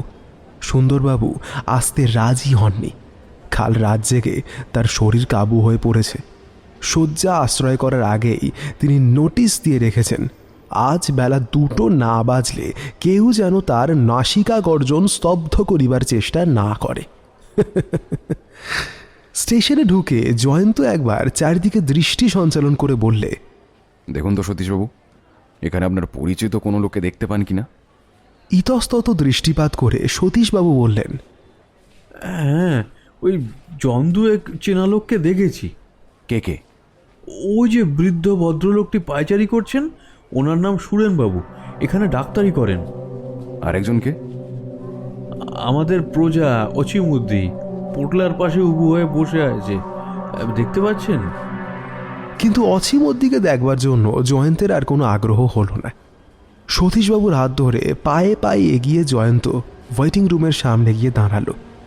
ইজি চেয়ারের ওপরে বসে একটি ভদ্রলোক কি যেন একখানা বই পড়ছিলেন। সতীশবাবু, ওকে চেনেন? জীবনে এই প্রথম দেখলুম। বয়সে যুবক, মুখে এক রাস্তারি, অথচ আজকালকার যুবকরা বিশেষ করে বয়কট করতে চায় ওই দাড়িকেই। ভদ্রলোকের দাড়িটিও উল্লেখযোগ্য। কেন? অত্যন্ত রুক্ষ আর স্বাভাবিক। তারপর দেখুন ও সাজ পোশাক, শৌখিন দামি জামা কাপড় জুতো, কিন্তু জামার একটা হাতা ছিঁড়ে গিয়েছে, কাপড় কর্দমাক্ত। এর কারণ কি? কারণ উনিই জানেন, আমাদের মাথা ঘামানোর দরকার নেই। ভদ্রলোক হঠাৎ বই থেকে মুখ তুলে তাকিয়ে দেখলেন জয়ন্তর দিকে, তারপরে এমনভাবে বইখানা ওপরে তুলে ধরলেন যে তার মুখ হয়ে গেল অদৃশ্য। ভদ্রলোক চান না যে আমরা ওর মুখ দর্শন করি, বড়ই সন্দেহজনক। আর একটু কাছে গিয়ে দেখতে হয়। জয়ন্ত আস্তে আস্তে ওয়েটিং রুমের ভেতরে গিয়ে দাঁড়ালো, বলল, মশাইয়ের হাতে ঘড়ি আছে দেখছি। আচ্ছা, 7টা বাজতে আর কত দেরি? 15 মিনিট। তাহলে গাড়ি আসতে এখনো দেরি আছে, তবে এখানেই বসে একটু বিশ্রাম করা যাক। তারপরে একখানা চেয়ার টেনে নিয়ে বসে পড়ে জয়ন্ত বললে, মশাইয়ের যা হচ্ছে কোথায়? নরকধামে।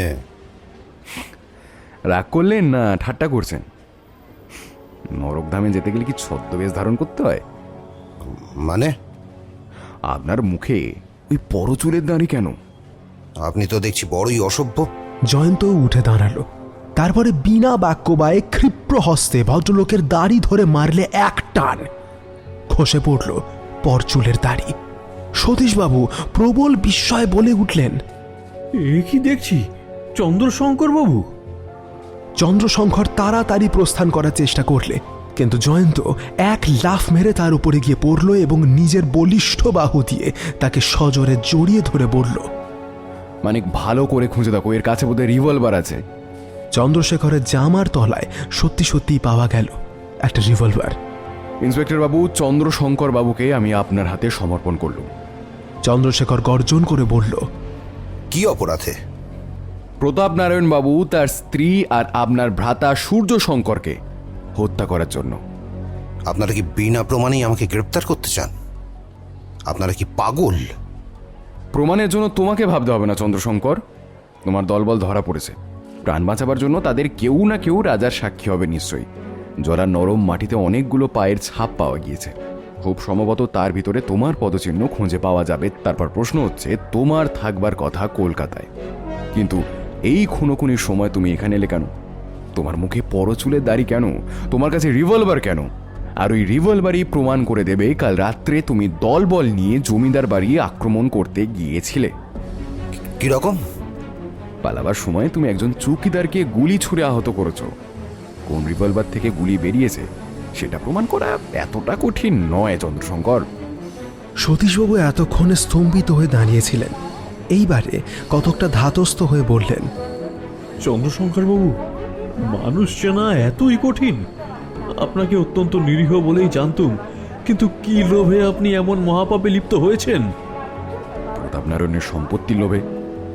কিন্তু কিন্তু করুণা দেবী বর্তমান থাকতে সে সম্পত্তির উপরে তো আর কারোরই অধিকার নেই। আমরা কাল ঘটনাস্থলে উপস্থিত না হলে করুণা দেবীও আজ ইহলোকে বর্তমান থাকতেন না। কি বললেন? চন্দ্রশঙ্কর কাল জমিদার বাড়িতে গিয়েছিল করুণা দেবীকেও ইহলোক থেকে সরিয়ে দিতে। দাঁতে দাঁত ঘষে চন্দ্রশঙ্কর বললে, মিথ্যা কথা। আচ্ছা ভালো তো, সত্য মিথ্যে নিয়ে এখন আর মাথা ঘামাবার দরকার নেই। চলুন জিতেনবাবু, আমরা আসামিকে নিয়ে এবার থানার দিকে যাত্রা করি। জিতেনবাবু মাথা নাড়তে নাড়তে বললেন, জয়ন্তবাবু আজ আমাদের তাক লাগিয়ে দিয়েছেন বটে, কিন্তু মামলাটার অনেক জায়গায় এখনো আমার পরিষ্কার হলো না। আপাতত অগ্রসর তো হন, তারপর গাড়িতে যেতে যেতে অপরিষ্কার জায়গাগুলো একেবারে পরিষ্কার খটখটে করে দেওয়ার চেষ্টা করব। চলন্ত মোটরে বসে জয়ন্ত বলতে লাগলো, জিতেনবাবু, প্রতাপনারায়ণ নিহত হবার আগে এই অঞ্চলে যে 3টে হত্যাকাণ্ড হয়েছিল সেগুলোর জন্য দায়ী কে এখনো আমি সেটা জানতে পারিনি বটে, কিন্তু জমিদার বাড়ির খুনের মামলার সঙ্গে তার যে কোনো সম্পর্ক নেই এটা আগেই আন্দাজ করতে পেরেছিলাম। সুন্দরবাবুর দৃষ্টিও এদিকে আকৃষ্ট হয়েছিল। তিনিও লক্ষ্য করেছিলেন আগেকার 3টে হত্যাকাণ্ডের সময় খুনি ছিল অত্যন্ত অসাবধান। ঘটনাক্ষেত্রে নিজের হাত আর পায়ের অনেক ছাপ রেখে গিয়েছিল, কিন্তু জমিদার বাড়ির হত্যাকাণ্ডের অপরাধীরা নিজেদের কোনো চিহ্নই রেখে যায়নি। এমনকি আমাদের চোখে ধুলো দিয়ে পরে রক্তমাখা মইখানা পর্যন্ত সরিয়ে ফেলেছিল। এই 2 রকম কার্যপদ্ধতির ভিতরে বিভিন্ন প্রকৃতির পরিচয় স্পষ্ট। এক জায়গায় দেখা যায় ঘটনাস্থলে নিজের হাত পায়ের ছাপ পড়লো কি পড়লো না, হত্যাকারীরা সেটা গ্রাহ্যের মধ্যেও আনেনি। এ থেকে আরেকটা কথা প্রমাণিত হয়, খুব সম্ভব খুনি মোটেই বুদ্ধিমান নয়, কিন্তু জমিদার বাড়ির হত্যাকাণ্ডে অপরাধীরা রীতিমতো মস্তিষ্ক চালনা করেছে। ঘটনাক্ষেত্রে তারা নিজেদের সমস্ত চিহ্নই বিলুপ্ত করে দিয়ে গেছে। মাটির উপর দিয়ে মই টেনে নিয়ে যাওয়ার যে চিহ্ন অবলম্বন করে আমি জলাভূমিতে গিয়ে হাজির হয়ে সূর্যবাবুর দেহ আবিষ্কার করি, তাও তারা নিশ্চয়ই বিলুপ্ত করে দিত, কিন্তু আমরা অত্যন্ত তাড়াতাড়ি জমিদার বাড়ি থেকে বেরিয়ে পড়েছিলাম বলে সে সময় তারা পায়নি।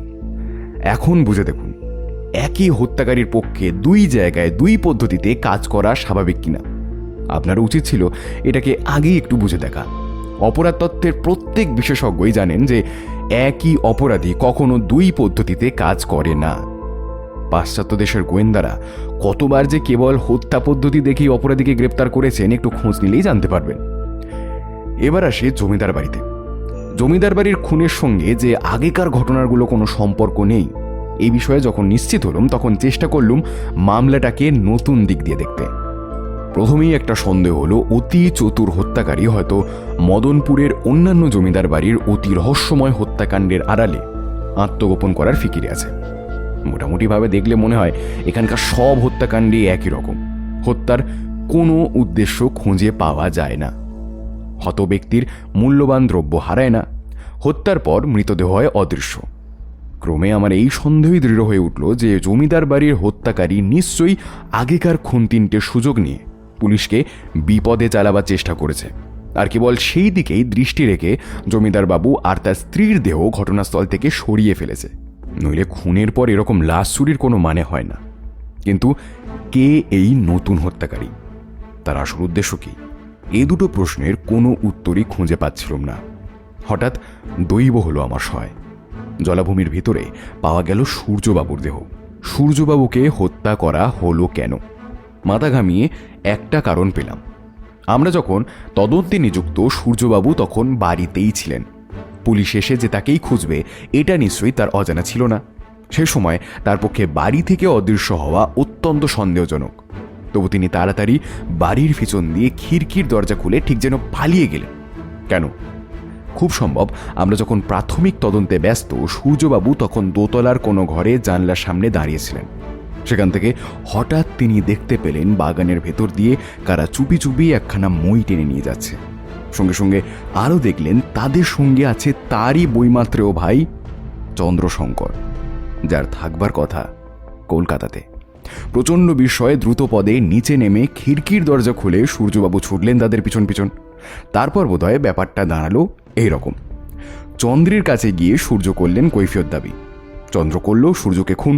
অবশ্য তখন পর্যন্ত চন্দ্র নামধারী কোনো ব্যক্তির অস্তিত্ব আমি জানতাম না। আমার ধারণার ভেতরে ছিল অজ্ঞাতনামা হত্যাকারীরা। পরে সতীশবাবুর মুখে শুনলুম চন্দ্রের কথা।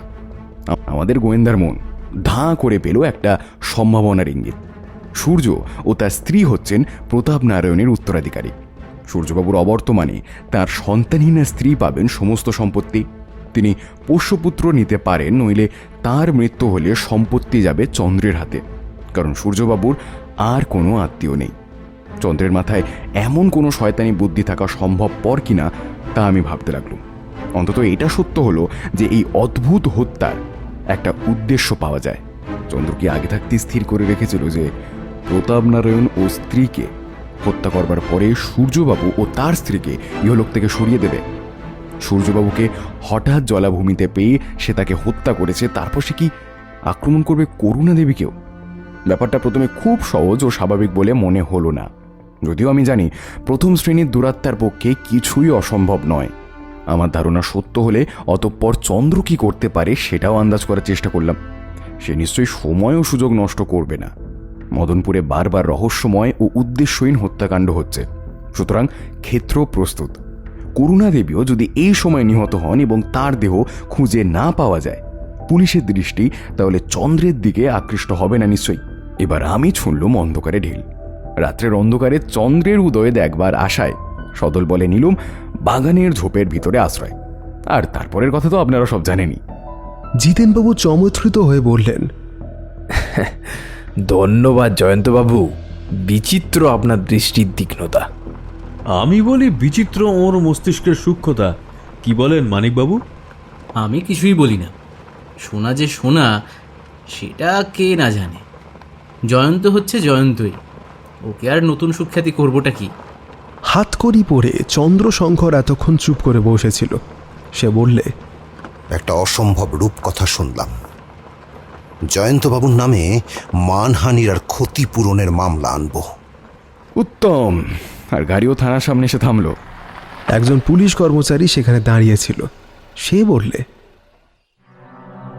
স্যার, জলভূমির ভেতর প্রতাপ নারায়ণ আর তার স্ত্রীর খণ্ড বিখণ্ড দেহ পাওয়া গিয়েছে।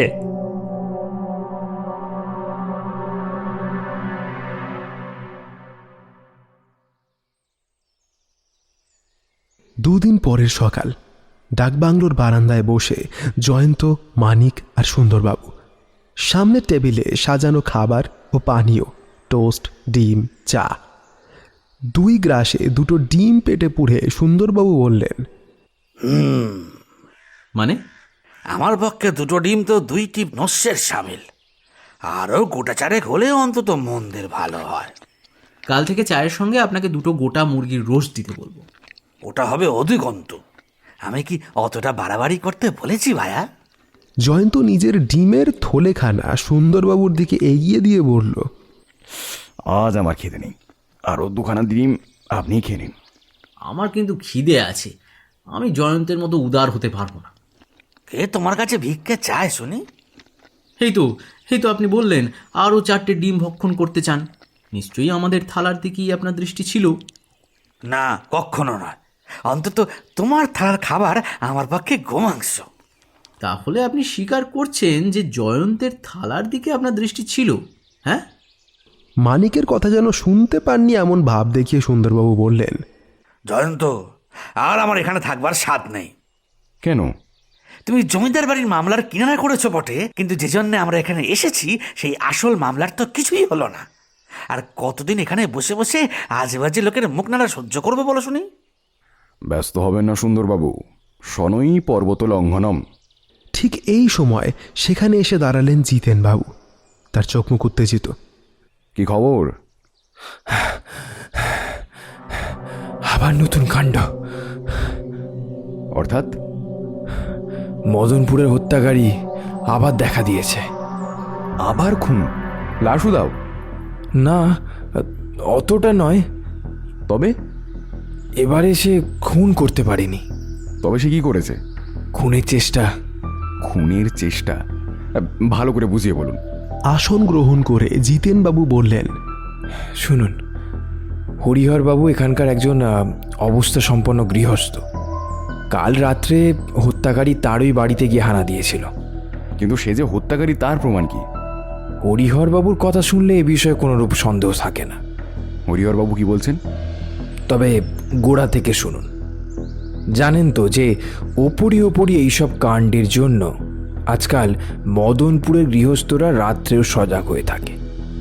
রাত্রে কোথাও খুট করে একটা শব্দ হলেই তারা চমকে না উঠে থাকতে পারে না। কাল রাত প্রায় 3টের সময় হঠাৎ কি একটা উচ্চ শব্দে হরিহরবাবুর ঘুম ভাঙে। তিনি সাহসী লোক, শিকারের শখ তার 16 আনা, প্রায়ই শিকার করতে যান। বাড়িতে বন্দুকও আছে। তাড়াতাড়ি বন্দুক নিয়ে তিনি দোতলার বারান্দায় এসে দাঁড়ান। চাঁদ তখনও অস্ত গিয়েছিল, কিন্তু বারান্দায় জ্বলছিল একটা হারিকেন লণ্ঠন। বারান্দায় এসেই হরিহরবাবুর মনে হলো সিঁড়ির উপরে যেন কারো একটা পায়ের শব্দ হচ্ছে, যেন কেউ সন্তর্পণে উপরে উঠছে। শব্দটা এতটা মৃদু যে অন্য কেউ হলে হয়তো শুনতেও পেত না, কিন্তু হরিহরের কান হচ্ছে শিক্ষিত শিকারীর কান। বারান্দার ধারে গিয়ে হরিহরবাবু সিঁড়ির দিকে করলেন দৃষ্টিপাত।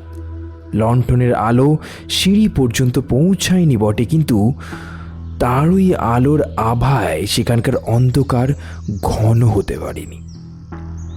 ভালো করে না হোক আবছায়ার মতো দেখা গেল একটা মূর্তি সিঁড়ি বেয়ে উপরে উঠছে, খুব সন্তর্পণে ধীরে ধীরে। মনে হলো মানুষেরই মূর্তি, কিন্তু সে সোজা হয়ে উপরে উঠছিল না, উঠছিল হাত ও পায়ের সাহায্যে সিঁড়ির উপরে লম্বায়মান হয়ে। চতুষ্পদ জন্তুরা ঠিক সেইভাবেই সোপান অতিক্রম করে, কিন্তু মূর্তিটা যদি মানুষ না হয় তবে সেটা কি জন্তু তাও বোঝা যাচ্ছিল না। কিন্তু জন্তুটা যে খুব বড় সে বিষয়ে সন্দেহ নেই। হরিহর বাবুর মনে সন্দেহটা হলো মূর্তিটা মানুষেরও নয় আর জন্তুরও নয়, সে কোনো ভৌতিক দুঃস্বপ্নের অস্পষ্ট ছায়া। তিনি সাহসী হলেও তার বুকের ভিতরে জাগলো কেমন এক অপার্থিব আতঙ্ক। তবু প্রায় আচ্ছন্ন অবস্থাতেই কোনো রকমে তিনি বন্দুক তুললেন এবং ঘোড়া টিপে দিলেন। বন্দুকের প্রচণ্ড চিৎকারের সঙ্গে সঙ্গেই মূর্তিটাও যেন গর্জন করে উঠল। সে গর্জন নাকি অত্যন্ত ভয়াবহ।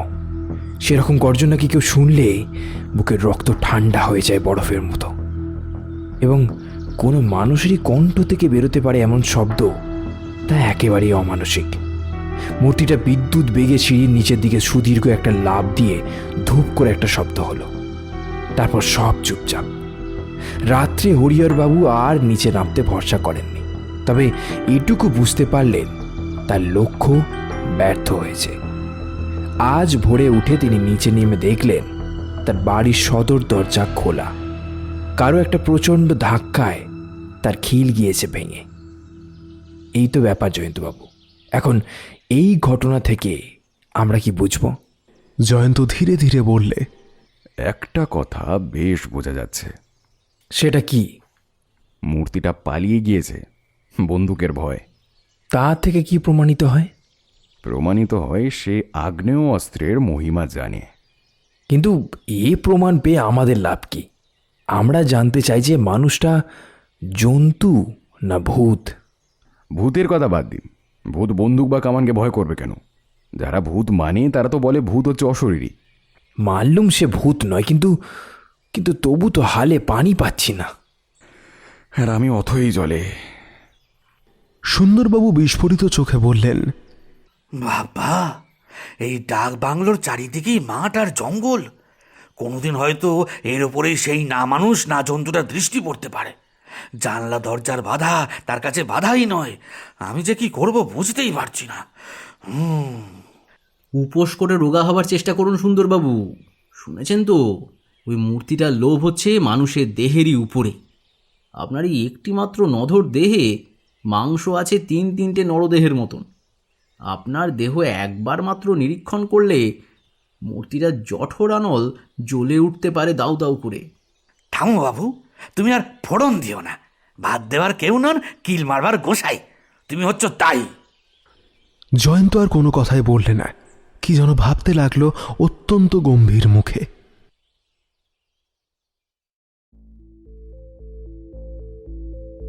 দিন কয়েক সব চুপচাপ। মদনপুরের হত্যাকারীকে আর কোথাও পাওয়া যায়নি। কেউ কেউ বলে হরিহর বাবুর বন্দুকের গুলিতে সে আহত হয়েছে। কিন্তু হরিবাবু সে কথা মানেন না। বলেন, সে জখম হলেও ঘটনাস্থলে রক্তের দাগ থাকতো।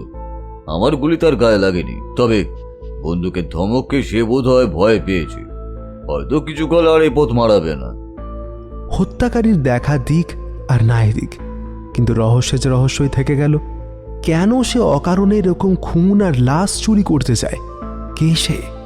কোথা থেকে আসে? কোথায় অদৃশ্য হয়? মাঝে মাঝে মনে হয় সে হচ্ছে নরখাদক হিংস্র পশু। মুন্ডহীন দুটো মৃতদেহর কণ্ঠদেশে অস্ত্রাঘাতের চিহ্ন নেই, কিন্তু ধারালো দাঁতের দাগ পাওয়া গিয়েছে। হরহরিবাবু তাকে চতুষ্পদ জন্তুর মতো সিঁড়ি দিয়ে নেমে যেতে দেখেছেন। তার গর্জন যারাই শুনেছে তারাই বলেছে অমানসিক।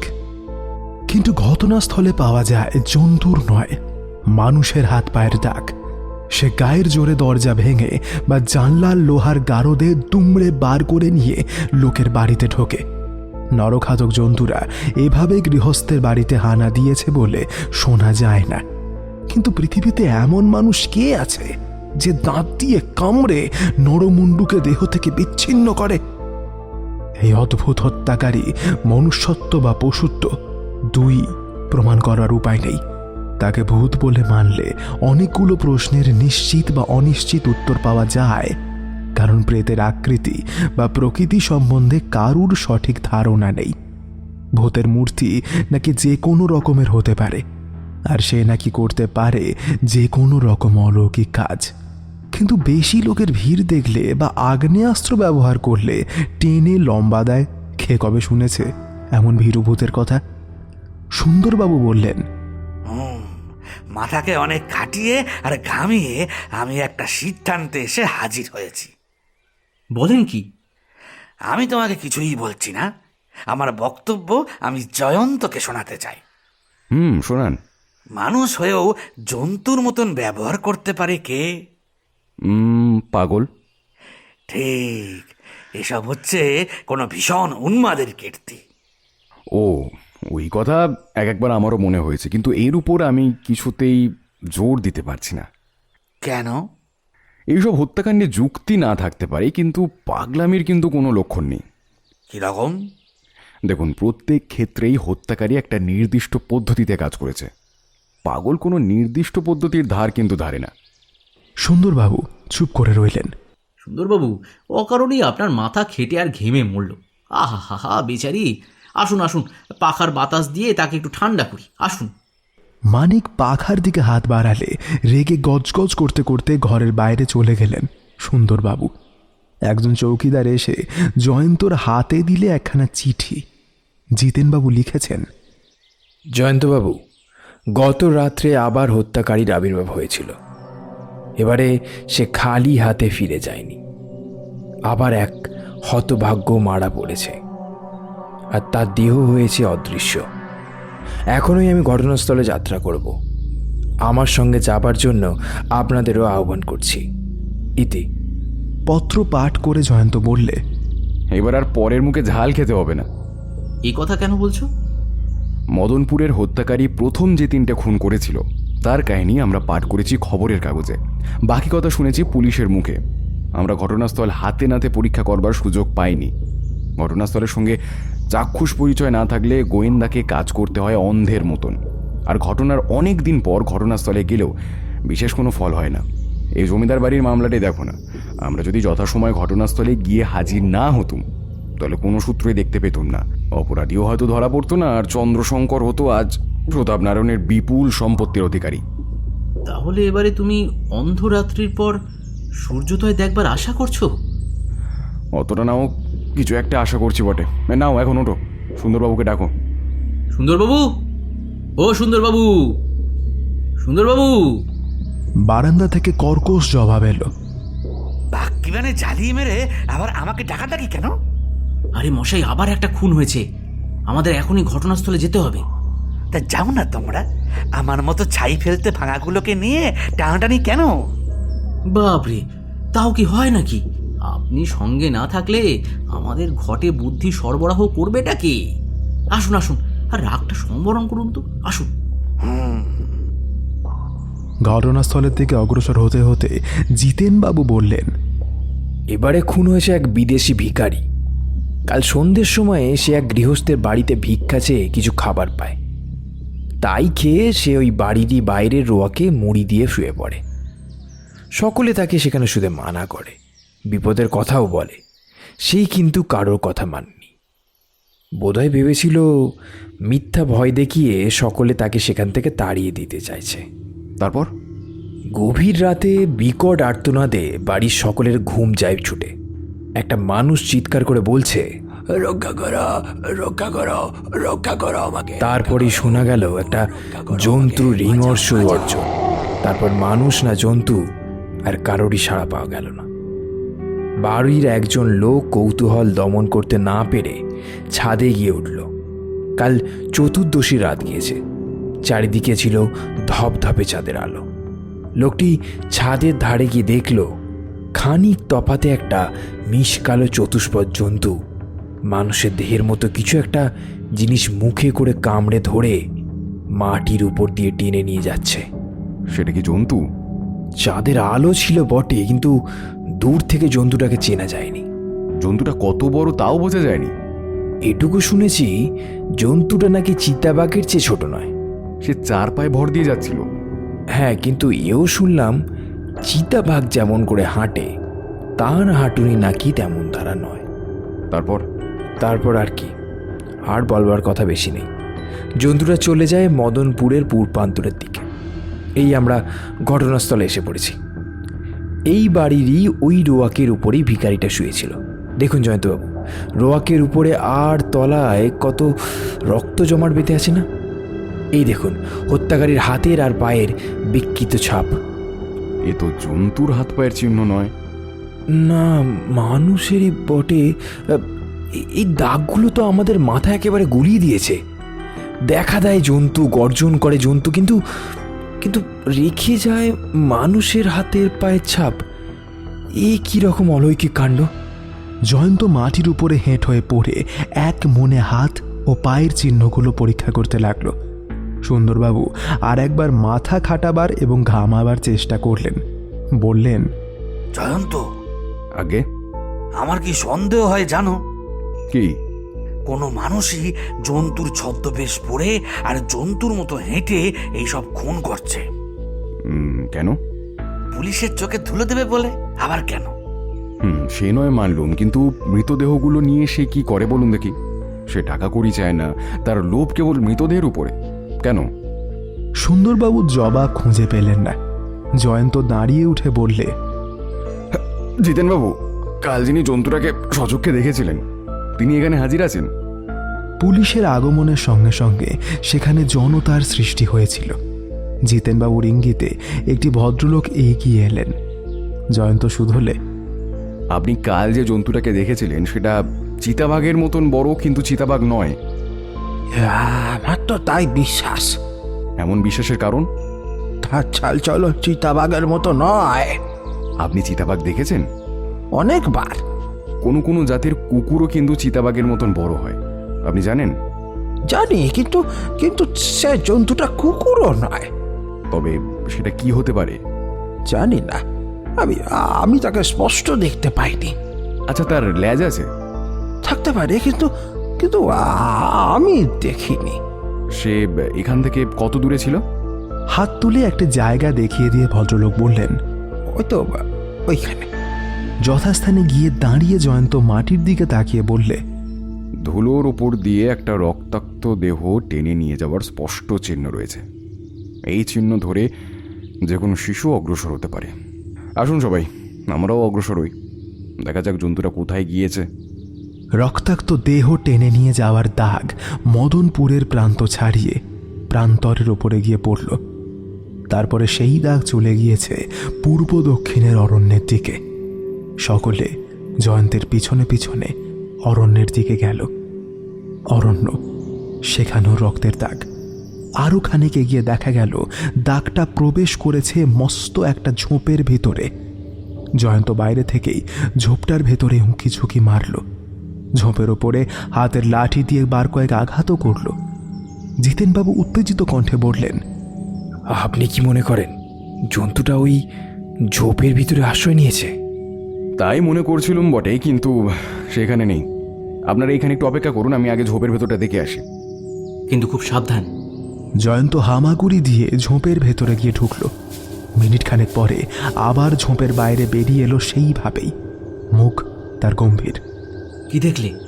বিভৎস দৃশ্য। হ্যাঁ, ঝোপের ভেতরে রয়েছে একটা আধখানা খাওয়া মানুষের দেহ। এদিক ওদিকে ছড়ানো আছে মাংসহীন হাড়ের টুকরার নাড়ি ভুড়ি। জন্তুরা এখানে নেই। ওই জন্তুটা মানুষ মারে মাংস খাওয়ার জন্যে। সুন্দরবাবু জিতেনবাবু ঝোপের দিকে অগ্রসর হচ্ছিলেন। জয়ন্ত বলল, ওদিকে যাবেন না। কেন? সে জন্তু কিংবা কিম্ভূত কিমাকা জীবটা আবার ওই ঝোপে ফিরে আসবে। কি করে জানলেন আপনি? ধরুন বাঘের কথা, কোথাও জীব শিকার করে একদিনে সে তার সবটা খেতে পারে না, বাকি অংশটা পরে খাবে বলে ঝোপঝাপের ভেতর লুকিয়ে রেখে যায়। আমার বিশ্বাস এই জন্তুটাও তাই করেছে। এখানে যখন আধখানা খাওয়া মৃতদেহ লুকিয়ে রেখে গিয়েছে, সে আবার এখানে আসবে এবং খুব সম্ভবত আজ রাত্রেই আসবে। আমি চাই ঝোপের ভেতরটা যেমন আছে তেমন থাক, সে যেন সন্দেহ না করতে পারে এখানে বাইরের কেউ এসেছিল। তাহলে এখন আমাদের কি কর্তব্য? ঝোপের পাশে এই প্রকাণ্ড বটগাছটা, তাড়াতাড়ি লোকজন নিয়ে এসে জনচারেক মানুষ বসতে পারে এমন একটা মাচান তৈরি করে ফেলুন ওই গাছের ডালে। আজ আমাদের ওইখানে রাত কাটাতে হবে নাকি? নিশ্চয়ই। ওই জন্তুটা কি তা জানতে পারলেই মদনপুরের সমস্ত হত্যা রহস্য পরিষ্কার হয়ে যাবে। শালে রে, জয়ন্ত আমাকেও দেখছি ছাড়বে না। আমার এই বিপুল বপু আর ওই উঁচু গাছের মচমচে মাচান, সর্বনাশ।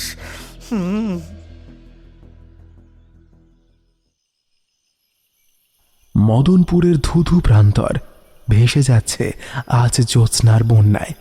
সেখান দিয়ে যেন যে কোনো মুহূর্তে সাদা ঘোড়া ছুটিয়ে আসতে পারে রূপকথার পরম সুন্দর রাজকুমার। কিন্তু তারই প্রান্তে দেখা যাচ্ছে যে বিশাল অরণ্য। তার মধ্যে ঢুকলে পূর্ণিমাকে আর দেখতে পাওয়া যায় না, তবে সেখানেও দেখা যায় এক অদ্ভুত রূপের ছবি। সেখানে চন্দ্রকিরণ খেলে অন্ধকারের সঙ্গে লুকোচুরি। সেখানে আলো আর আধার দেখায় যেন আশা আর নিরাশার ছন্দ। কিন্তু সেখানে খালি রূপের ছবি নয়, কানের কাছে ধরা দেয় অভাবিত শব্দময় জগৎ। তার সঙ্গে সঙ্গীতের সম্পর্ক অল্প। সাপ করে ফোঁস ফোঁস, হিংস্র জন্তু করে বুভুক্ষ চিৎকার, আক্রান্ত জীব করে অন্তিম আর্তনাদ। যেখানেই অন্ধকার সেখানেই মনে হয় ভয়াবহ মৃত্যুদূতেরা গোপনে বসে ষড়যন্ত্র করছে জীবনের বিরুদ্ধে। তার উপরে আছে গহন রাত্রির রোমাঞ্চকর রহস্যময় ভাষা, যা কানে শোনা যায় না, অনুভব করতে হয় প্রাণে প্রাণে। বটগাছের মাচানের উপরে আছে 4 মূর্তি: জয়ন্ত, মানিক, জিতেনবাবু ও সুন্দরবাবু। কারোর মুখে টুঁ শব্দটি নেই। প্রত্যেকেই বসে আছে স্থির পুতুলের মতো। প্রত্যেকেরই দৃষ্টি নিবদ্ধ নিচেকার মস্ত ঝোপের দিকে। যে কোনো সময় যে ওখানে আশ্চর্য দৃশ্যের অবতারণা হতে পারে তার জন্য যেন রুদ্ধশ্বাসে প্রস্তুত হয়ে আছে সকলে। এইভাবেই কেটে গেছে প্রায় 3 ঘন্টা। সুন্দরবাবুর মনে হয়েছে এই 3 ঘন্টা যেন 3 যুগ। সেখানে আছে আবার এই পাজির পাঝারা মশার দলের সঙ্গে নতুন নতুন জাতের অজানা কীটপতঙ্গ। তাদের অনেকের কামড়ায় তো বটেই, তার উপরে আবার সুবিধা পেলে নাক আর কানের ছেঁদায় ঢুকে পড়তেও ছাড়ে না। ওহ, কানের পোকা ঢুকলে কানটা ভোঁ করে বটে, বাইরে তা শোনা যায় না, কিন্তু নাকের ভেতরে কেউ অনধিকার প্রবেশ করলে মানুষ কি না হেঁচে কিংবা সশব্দে ফ্যাচ ফ্যাচ না করে থাকতে পারে? এর মধ্যে সুন্দরবাবু 3 বার জোরে ফ্যাঁচ ফ্যাঁচ করে ফেলেছেন এবং সশব্দে ফ্যাঁচ ফ্যাঁচ করেছেন অন্তত 6 বার। নিচের ঝোপটার উপরে এতক্ষণ খানিকটা চাঁদের আলো জেগেছিল, এখন তো সরে গেল ধীরে ধীরে। ঝোপটা এখনো দেখা যাচ্ছে স্পষ্টভাবে। হঠাৎ দূরে ছোট জানোয়ার সভয়ে শুকনো পাতা মরমরিয়ে বেগে পালিয়ে গেল। জয়ন্ত ভাবতে লাগলো, ওরা পালিয়ে গেল কাকে দেখে? প্রশ্নের উত্তর পাওয়া গেল অবিলম্বেই। কিছু দূরেই ছিল চাঁদের আলোয় উজ্জ্বল খানিকটা জায়গা। আচম্বিতে সেই আলোক মণ্ডলের ভেতর দিয়ে মূর্তিধারী জীবন্ত অভিশাপের মতো ঘোর কৃষ্ণবর্ণ কি একটা বৃহৎ জন্তু প্রচণ্ড তীব্র গতিতে ঝোপঝাড়টার দিকে ছুটে এলো। ঝোপ থেকে কিছুটা তফাতে এসে মূর্তিটা যে স্থির হয়ে দাঁড়ালো একটুকুও বেশ বোঝা গেল।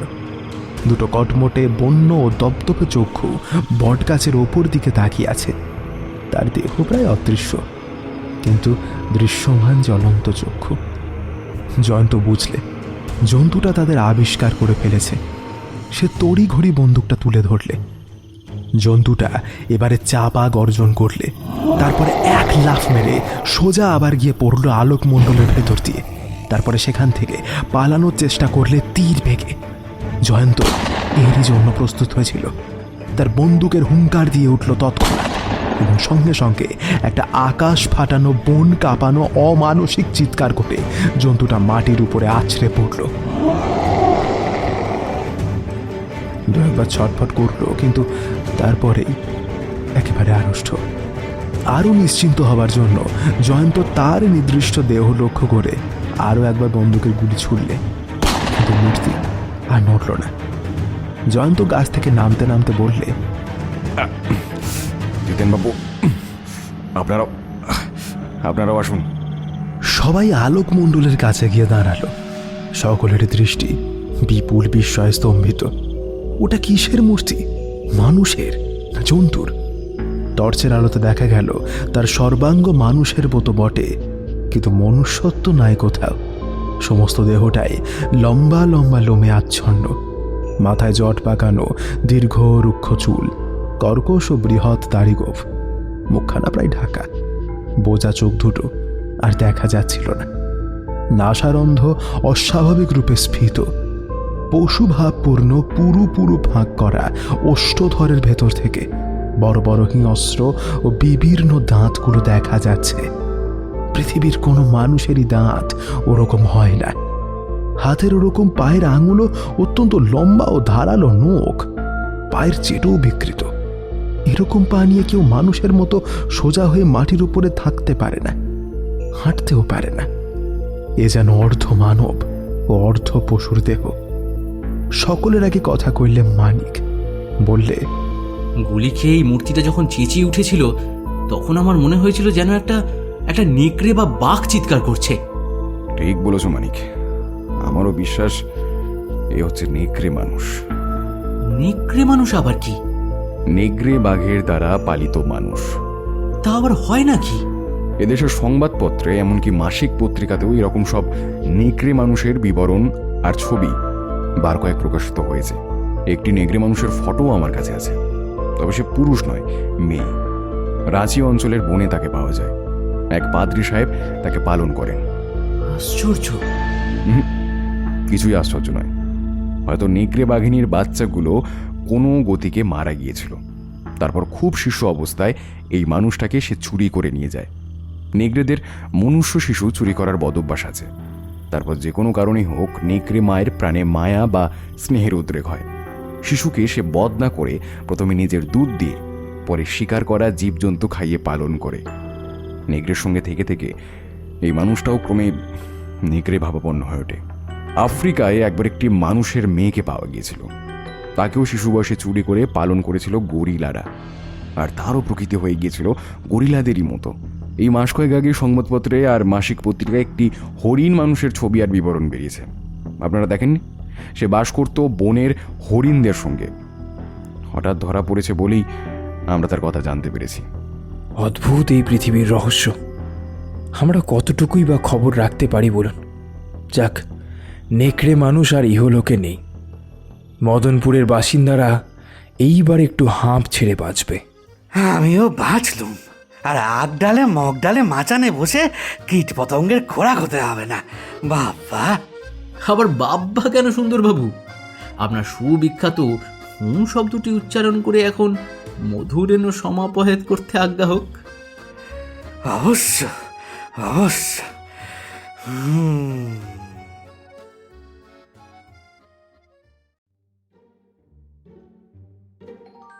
শেষ হলো আজকের গল্প মৃত্যু মল্লার। বিভিন্ন চরিত্রে দীপম, সুমন, সৌরভ সাহা, সৌভিক, পার্থ, বুবাই, প্রদীপ্ত, আসঞ্জন, বিপুল। পরিচালনা এবং আবহ সৃষ্টিতে বিপুল। নাট্যরূপ মৃত্তিকা। Poster artist Shubham. গল্প পাঠে এবং গল্পের সূত্রধর আমি, আসঞ্জন।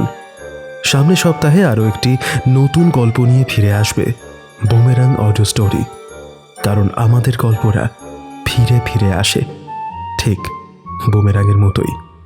নমস্কার।